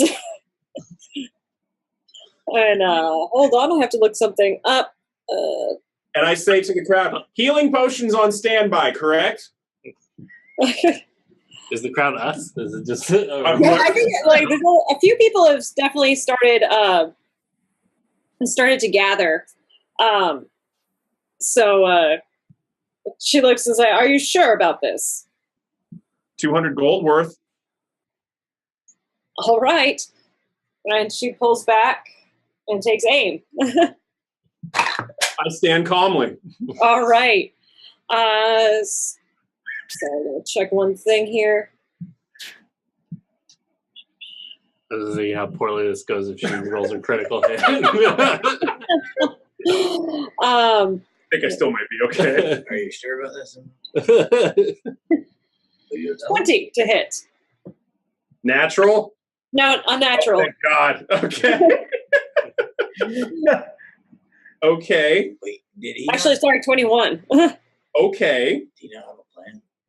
I think his play was to give How much damage did she do? He just go ahead and buy an arrow. He's Hold supposed to be on. the brains How much in this. damage does she do? It's only 8 points of damage. I spend a key point. Okay. I not only snag it out of midair, but I throw it back into what's she standing next to?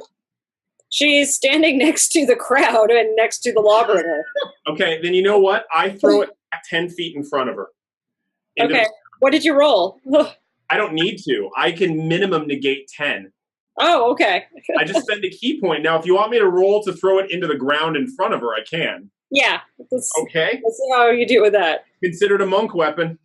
If you 24. Oh, right. Yeah, you catch it and fling it back. And when she sees you do that, she kind of shakes her head and just, well played, monk. And she comes over, and a bunch of people kind of clap and are looking. She comes over and the Temple of Moonlight, then. The Temple of the what with who now? The Temple of Moon. It's the name of your temple in the Moonlit Mountains. And I don't know what you're talking about. do you have any? I'm curious. Do you have any identifying symbols on? I have tattoos of dragons up and down. Why do you think I keep my arms covered? Do I know? I'm sorry. Do I know her? Yeah, you would know her. So this is her name. She goes by Lady Valia. She's not actually a lady, but she does tend to win the archery contest every year. Okay. But she's a well-known courtesan, and she practices archery as one of her hobbies. Okay. And she's actually, like, last year she technically won, but bowed out of winning. Just she more likes to compete to kind of show off her skill, but tends to let other people win. Like, well, she'll win, but then say I give the prize to the next person. So I'm denying it up and down. No idea what you're talking about. Make a deception check. Okay. Terrible. So bad. So bad. Did you roll a 1? Tattoos are showing so bad. Like you wore a sleeveless shirt today, and you're. Why are you denying where you were trained? It's very odd. Why do you know where I was trained? I have to know things. Not many people know that. Darling, I get around. So you said. I think that's. I think what she means is. I think. What does she mean, Gragnold? I think.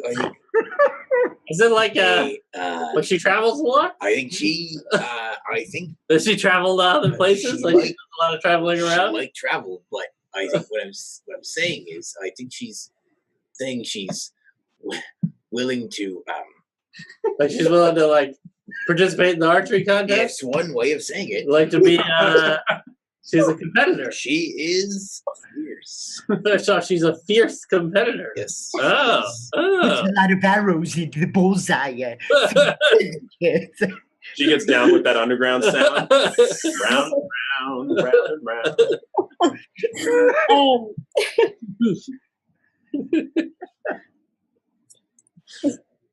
How do you know about my temple? I've met some of the masters from there before. I haven't gotten the honor of traveling there yet myself, but I've heard of it. It sounds beautiful. How about instead of paying me the 200 gold you now owe me, you accompany our caravan? Where are you going to? Windhole. It's a bit of a shit town.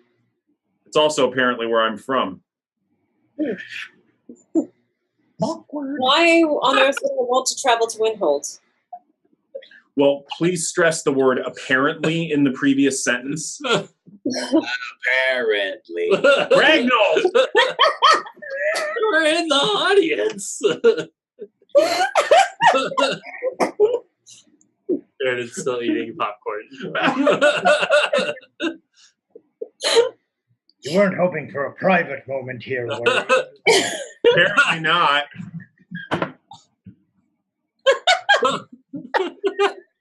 Yeah, so they'd be coming too. They're more confident than they look. Interesting. I don't know. Who do you know in Windhold? Gold pieces, either way. Where can I find you? Oh, we're right here. All right. She doesn't seem like much of a tracker. Here. She hands you 100 gold. She's like, I will think on it. I have some other business that perhaps will keep me in town, but Tell you what, you accompany us and help us, you get this back. I thought that was the deal, accompany you or pay you 200. You only gave me 100. Exactly. That's because I haven't made up my mind yet. Fair point. I don't think that's fair at all, actually. That seems all right to me. That's not how fair works.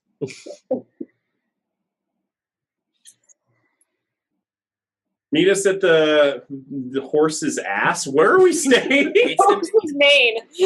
Outside of the animal. The horse's mane. Tomorrow. So meet us at the close. horse's mane tomorrow at 8 a.m. Yes, Papito. I'll consider it. And she kind of, you see her pull out three arrows in one hand and just quick, boom, boom, boom, and you see that all three hit right into the center of the target. Okay. Make a smiley face. And you still couldn't hit me. So, okay. She kind of smiles.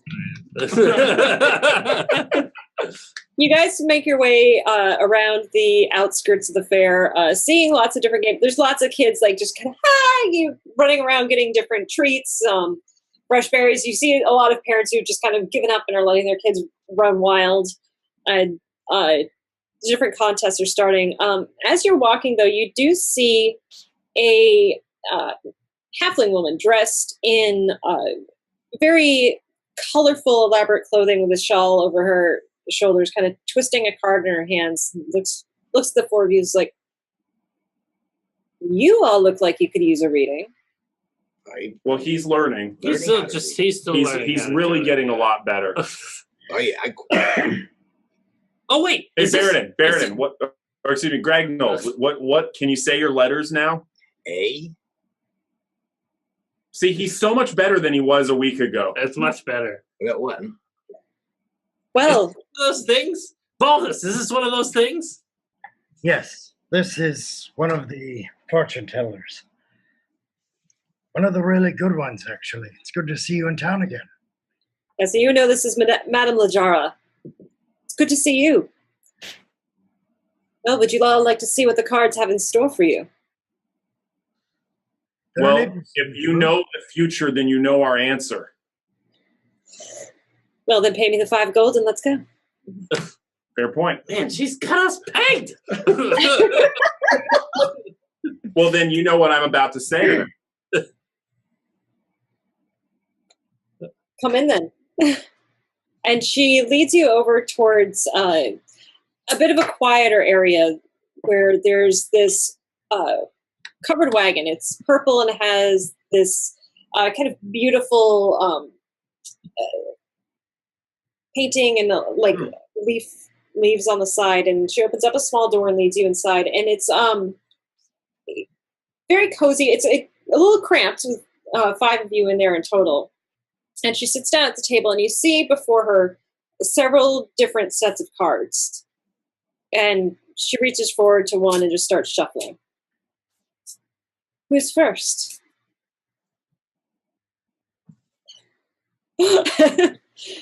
You. All right. What do I do? Do I grab a card? I should grab a card. She pulls out one deck. I'm sorry, that's not yours. And she starts looking at them and goes, "What is it that you wish to know?" Oh, I should probably pick something specific. Do you wish to know how many? Or do you wish to know of your path? Oh, Nah, the future's of history. That's pretty fun. Let's talk about the past. Your path. Sorry. Oh, yeah, that's good too. Let's do that one. All right. And she starts shuffling some cards. And she closes her eyes and she starts to concentrate as she's shuffling. And you have this feeling, it's almost like when someone puts their hand very, very close to your skin, but not quite touching. It's that kind of rushing of energy. And she looks up at you and smiles like, all right then, Baeridin. Ooh, man, she is good. Ballas, did you give her a heads up? No, not at all. I told you. I'm watching her for any sleight of hand. All right. She pulls out the first card and is like, you don't know who you are.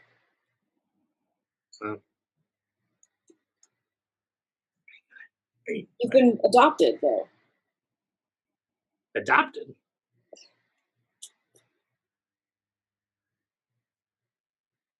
Taken in by the moon. Well, I am part of the Moon fan club. Kept there for showing great potential. Huh?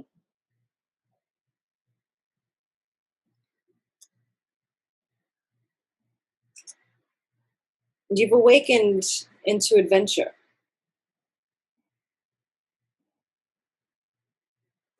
How long have you been able to transform into animals? Oh, it's been, actually, I don't know how long it's been. So what did we say? It was like 6 months from you guys, from the destruction of the village to, and then another 2 months. So it's been about Like 8 months? 8 or 9, almost 9 months. Not quite yet a full season. Well, let's know your fortune then, shall we? And she sets the cards aside that she pulled and starts to shuffle again. And again, you feel that weird, just sensation of energy kind of brush over you.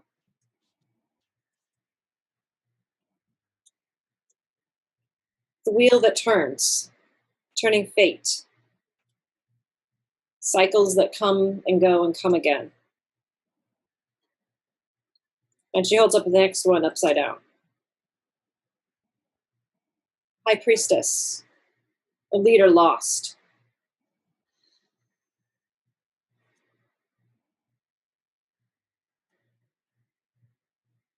There's a blade that's calling out to you.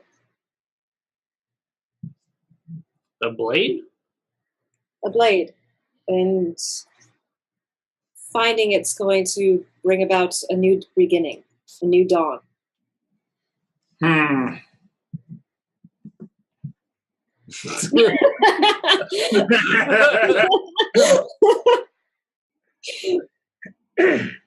He likes the old one. You haven't found this blade yet. Maybe there's another one. You have to find it in order for the cycle to start again.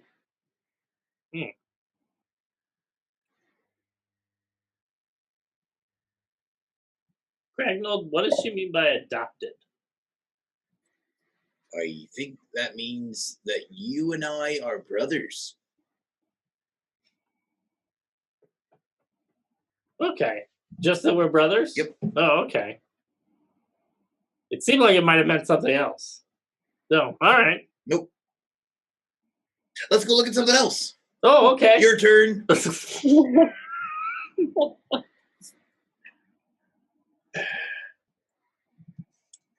Have a donut. I'm just staring at her silently. She points to you, Immeral. It's like you have the touch of a goddess around you. Mm-hmm. You got you pig. And she picks up another deck of cards and starts and shuffling and moving her hands very quickly through the deck. Do I notice any pattern to what she's doing? Make a perception check. Oh, So close. Could have been a crit. Instead, it's a 14. She's not watching the cards. Like her hands are moving and shuffling them as though somebody who's very, very used to handling these cards and shuffling them around. It's weird. You also start to have that experience of almost like somebody touching your face, but not quite making contact. And every time you feel that, the shuffle, like how the cards are cut, changes a little bit.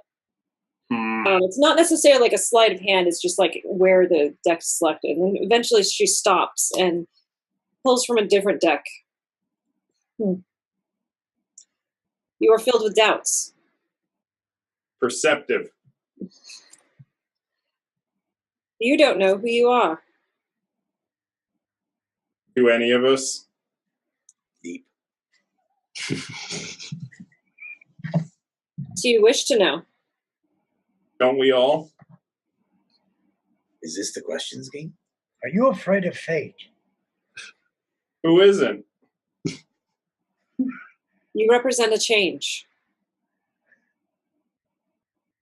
In the great cycles of death and rebirth, you've awakened. And she looks, and there's this darker card. So far, you could have said this to anybody and it would have been meaningful. Fear To you. marked your life. You fell victim to it. Thrown into something that you didn't ask for. Left somewhere because of fears of what you were. Could be speaking about anybody. That applies to me. Would you like to know where to find your answers? Sure, why not? I paid you 5 gold. She reaches over to another deck, she starts shuffling through it, and then flips over one card. The Magician. We've encountered magic users, so what? Looking at the card quickly, one of the things you notice is this isn't like a wizard magician. This looks like a street magician. And there's cups in front of the table that they're working. And you can see the way the drawing is the palm ball in the hand. And you also see in the card a hand reaching out for a purse that's unguarded. Great, so it's my childhood. You know the one you need to seek. Mm-hmm. What is it, Immeral? Oh, sorry. Oh, Immeral. Waits for me to fill in the blank with whatever name I come up with, and whatever name I come up with is the right answer. Whatever name I come up with. She starts to laugh a little bit. It's like, as she pulls out another card, it's like, do you need me to be more specific? Yeah, go for it. And you see she's holding up the Lover's card. I'm waiting. I think it's our Joey. It's around. Is he like this all the time? He's been this way as long as I've known him. Fair enough. I'm very observant. If you want to impress me, get specific. I don't do specifics. You already know. Mm-hmm. And you hear in your mind. I think Daisy would like to see you again. Blood drains from my face. I turn whiter. We need a donut. No blood. Slap.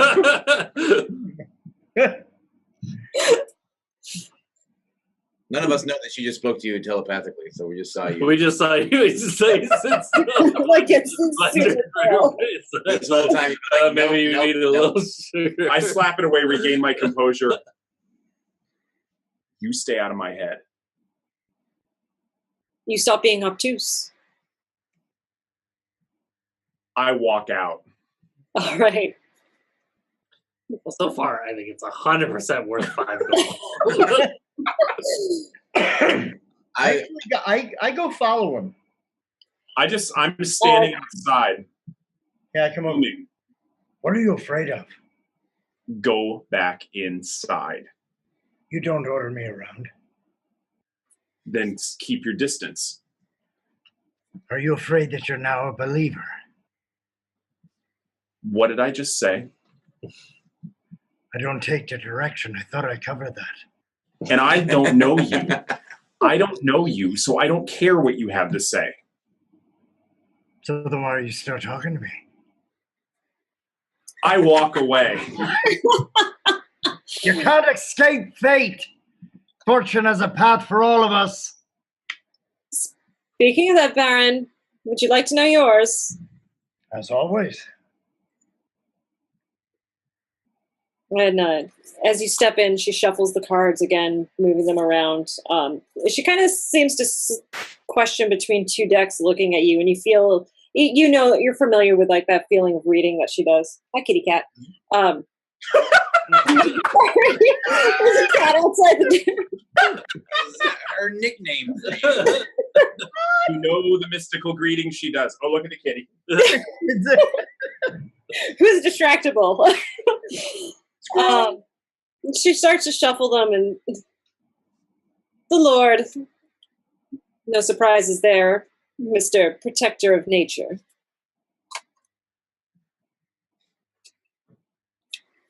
You've been doing a little bit more dabbling about in the forests. There is need of it, yes. What's going on with the trees? One of the other reasons I came into town. I'm not really in that much of the need for gold at the moment, but wealth of information that can be gained, especially during festival. There are many trees that have been taken down. I need to find out why. I will find them. Rising discord. The tensions that are building is tied to why your trees are being cut down. Which discord? Which tension? Many destroyed villages, many movements of undead and creatures. There's too much discord. She holds up a card. I don't feel very bright about anything at this moment. It's not necessarily brightness within, it's the sun. Whatever that means. The sun's too bright, it's shining too much on the trees. I've never seen you to be this confused by any reading you've ever given me in all these seasons we've known each other. These are bizarre times. Bizarre enough for the mystical to be mystified? Seemingly so, because the sun's being led by the star.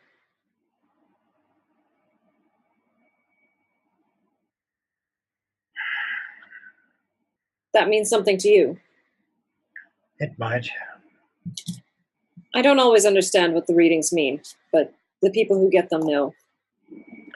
Fate is not a sentence. Fate is a system of choices. We still have some onus over the footsteps we take, although there may be many paths ahead of us. Yes. I think you need allies. I think I already have them. Oh! Pick me! Do I hear the howl? He asked me.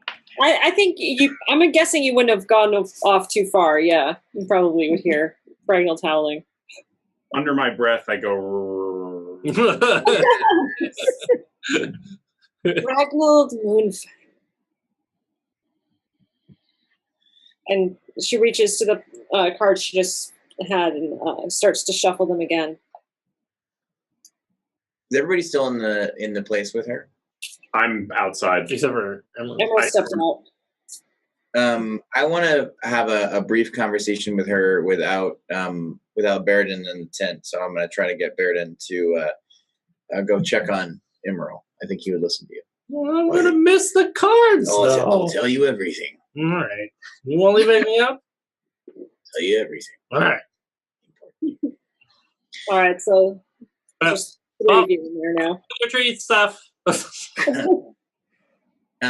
I want to lean in and ask her to tell me more about Baeridin. Well, Mm. I think his cards spoke quite clearly. He's one to return the cycle. There was a cycle that was broken, and when he finds his power, then it's going to be mended. What can I do to make sure that happens? And you also feel this kind of brushing on you, and again, and as she shuffles the cards, you're one of tradition. Steadfast, strong, holding on to your roots. The moon again. You two are tied together. And she kind of looks surprised, and she picks up the next two cards in sequence. Your home was destroyed. Great death came to you. And defeat. Two broken swords remained. You two.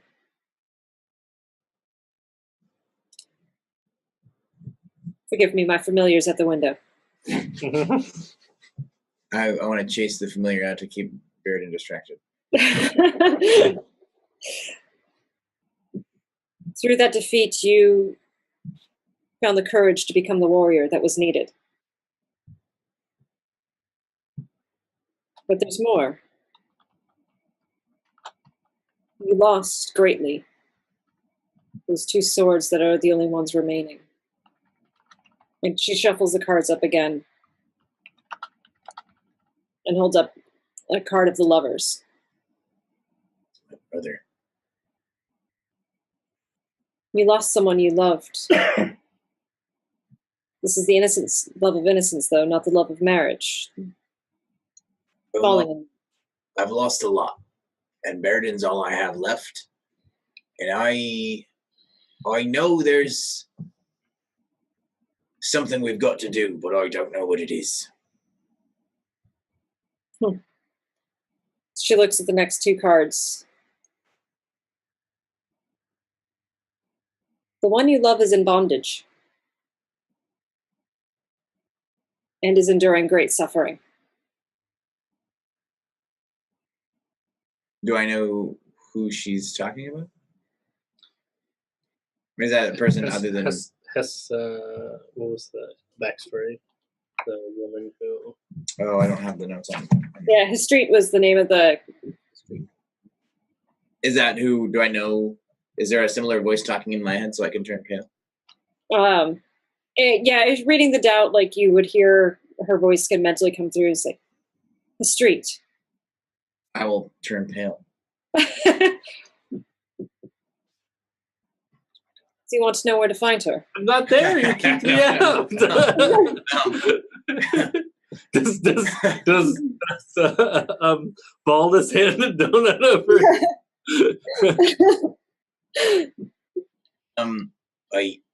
Is she alive? She is for now.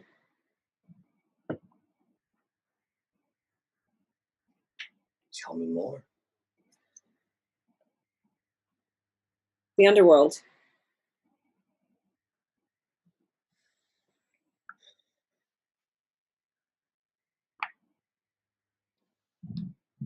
Anything you can give me?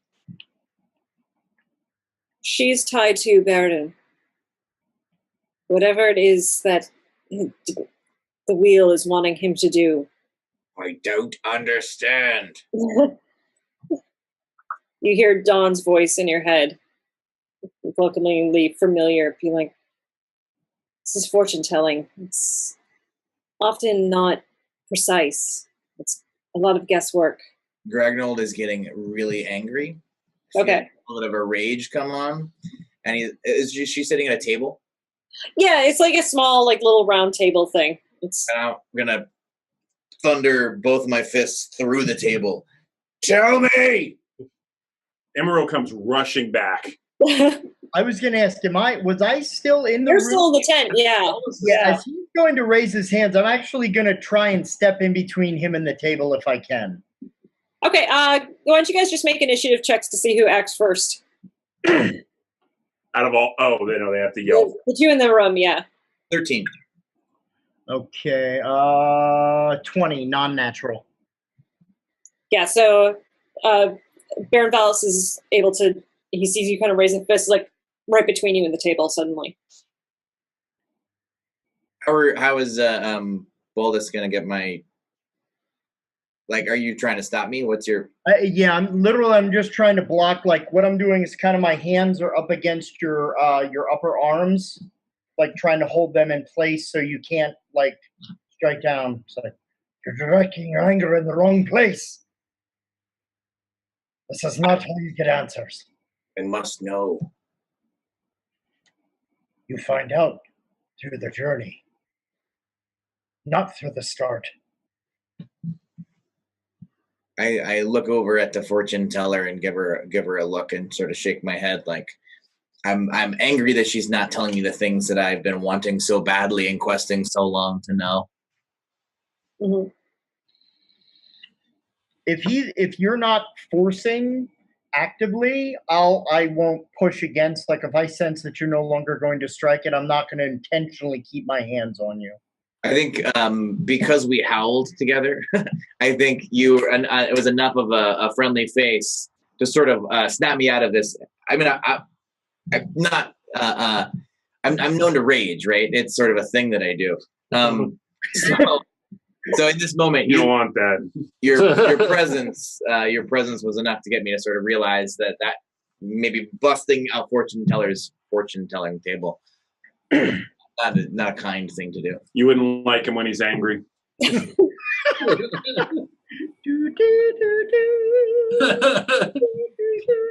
Gragnold, the past will be revealed before you. Help Baeridin. Restore the balance of the wheel. And if I help Baeridin, I'll find my love. That's what it indicates right now, yes. Right.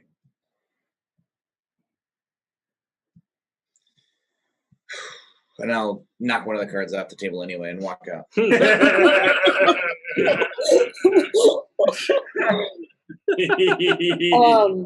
I like your stupid crystal ball anyway. As you guys emerge from the cart and start to walk, for you guys, it's this familiar sight as you see these large wings coming down, and you see a winged person land before you, but not looking like a raven. This one looking a bit more like an eagle. And it seemingly female looks over and is, Baron, been looking for you. And you know this is Krug. She's an Aarakocra from the mountains. Hello, Krug. How have your travels in the wilds been? Troubling. Yours? Got a little bit more answers to go on now than what I might have had a few days ago. It's filled me with a bit of hope, a bit of promise. Do you have any news of all of the various happenings? I do. I could use your help. What do you need? Would you be able to come with me? There's been some troubling things happening in the mountains, some things that we've discovered, and also down more towards the south, towards the Dwarven lands. We've been seeing small bits of an army that don't belong there. Paler's army? Yes.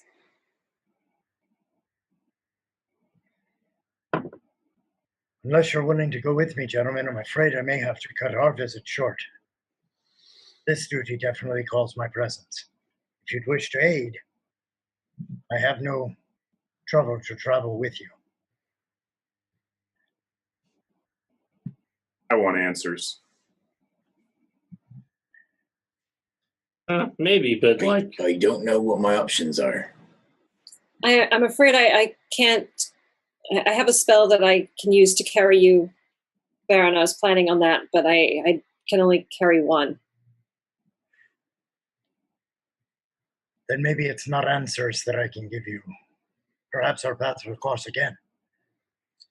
I feel that they might. All right. Seems destined. But if you need me now, you have my bow. If you wouldn't mind coming with you, I can bring you back, but we need to head down towards Hiroto. It's where this army seems to be heading, and we want to head them off if possible. I'd say we go wherever it is we need to do. And gentlemen, as far as the fee for all the service provided, consider it a down payment on future adventure. Wallace, take care of yourself. Wait, Always do. Aldous, you're leaving? I must. Duty calls. Protecting those that cannot protect themselves. It is the call of the ranger. I just Immeral nods slightly. feel like he just showed up. I was looking forward to more full moons. Consider that fortune and seeing one's fortune, it's much like standing outside of a room, peering through the window. You don't always get to be inside the room, but at least you know what's going on there. Someday we shall be standing in the same quarters, and we'll battle together. Today is not that day. Okay. Hope they have good drinks in that room. If I find a nice ale, I'll be sure to bring back the secrets for you. All right. I like that. I've also got if you, depending on when you show up again, I'm gonna have a really good ale soon. So, Consider that down payment part of a payment on a pint. all right. Sounds good. I'll bet we get Emerald to smile at least once when you come back. Let's tickle him. You lose your fingers if you try.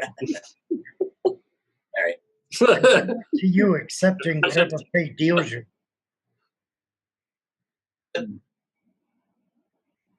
What was that? Say, good luck to you at accepting what fate has dealt you. Mm-hmm. Perhaps you'll get to draw more cards. Perhaps I make my own. Even better. Let's go, Krug. All right, and Krug casts a spell on you, and you feel yourself just becoming weightless as she grabs you under the arms and takes off to the sky. And that's where we will end things tonight. Thank you guys who watched and participated. Awesome. In the chat. Thank you so much to our special guest. Thank you so much, Jack. Thank you. It was great being a part of it. I hope it'll be a future thing as well. Definitely.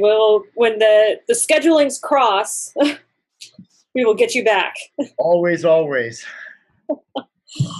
right, stream. Thank you guys so much, and we'll be back. Everybody. Thanks, everybody. Be well. Thanks again for having me on. It was definitely an honor and a pleasure. Thank you much. All right. Bye, stream.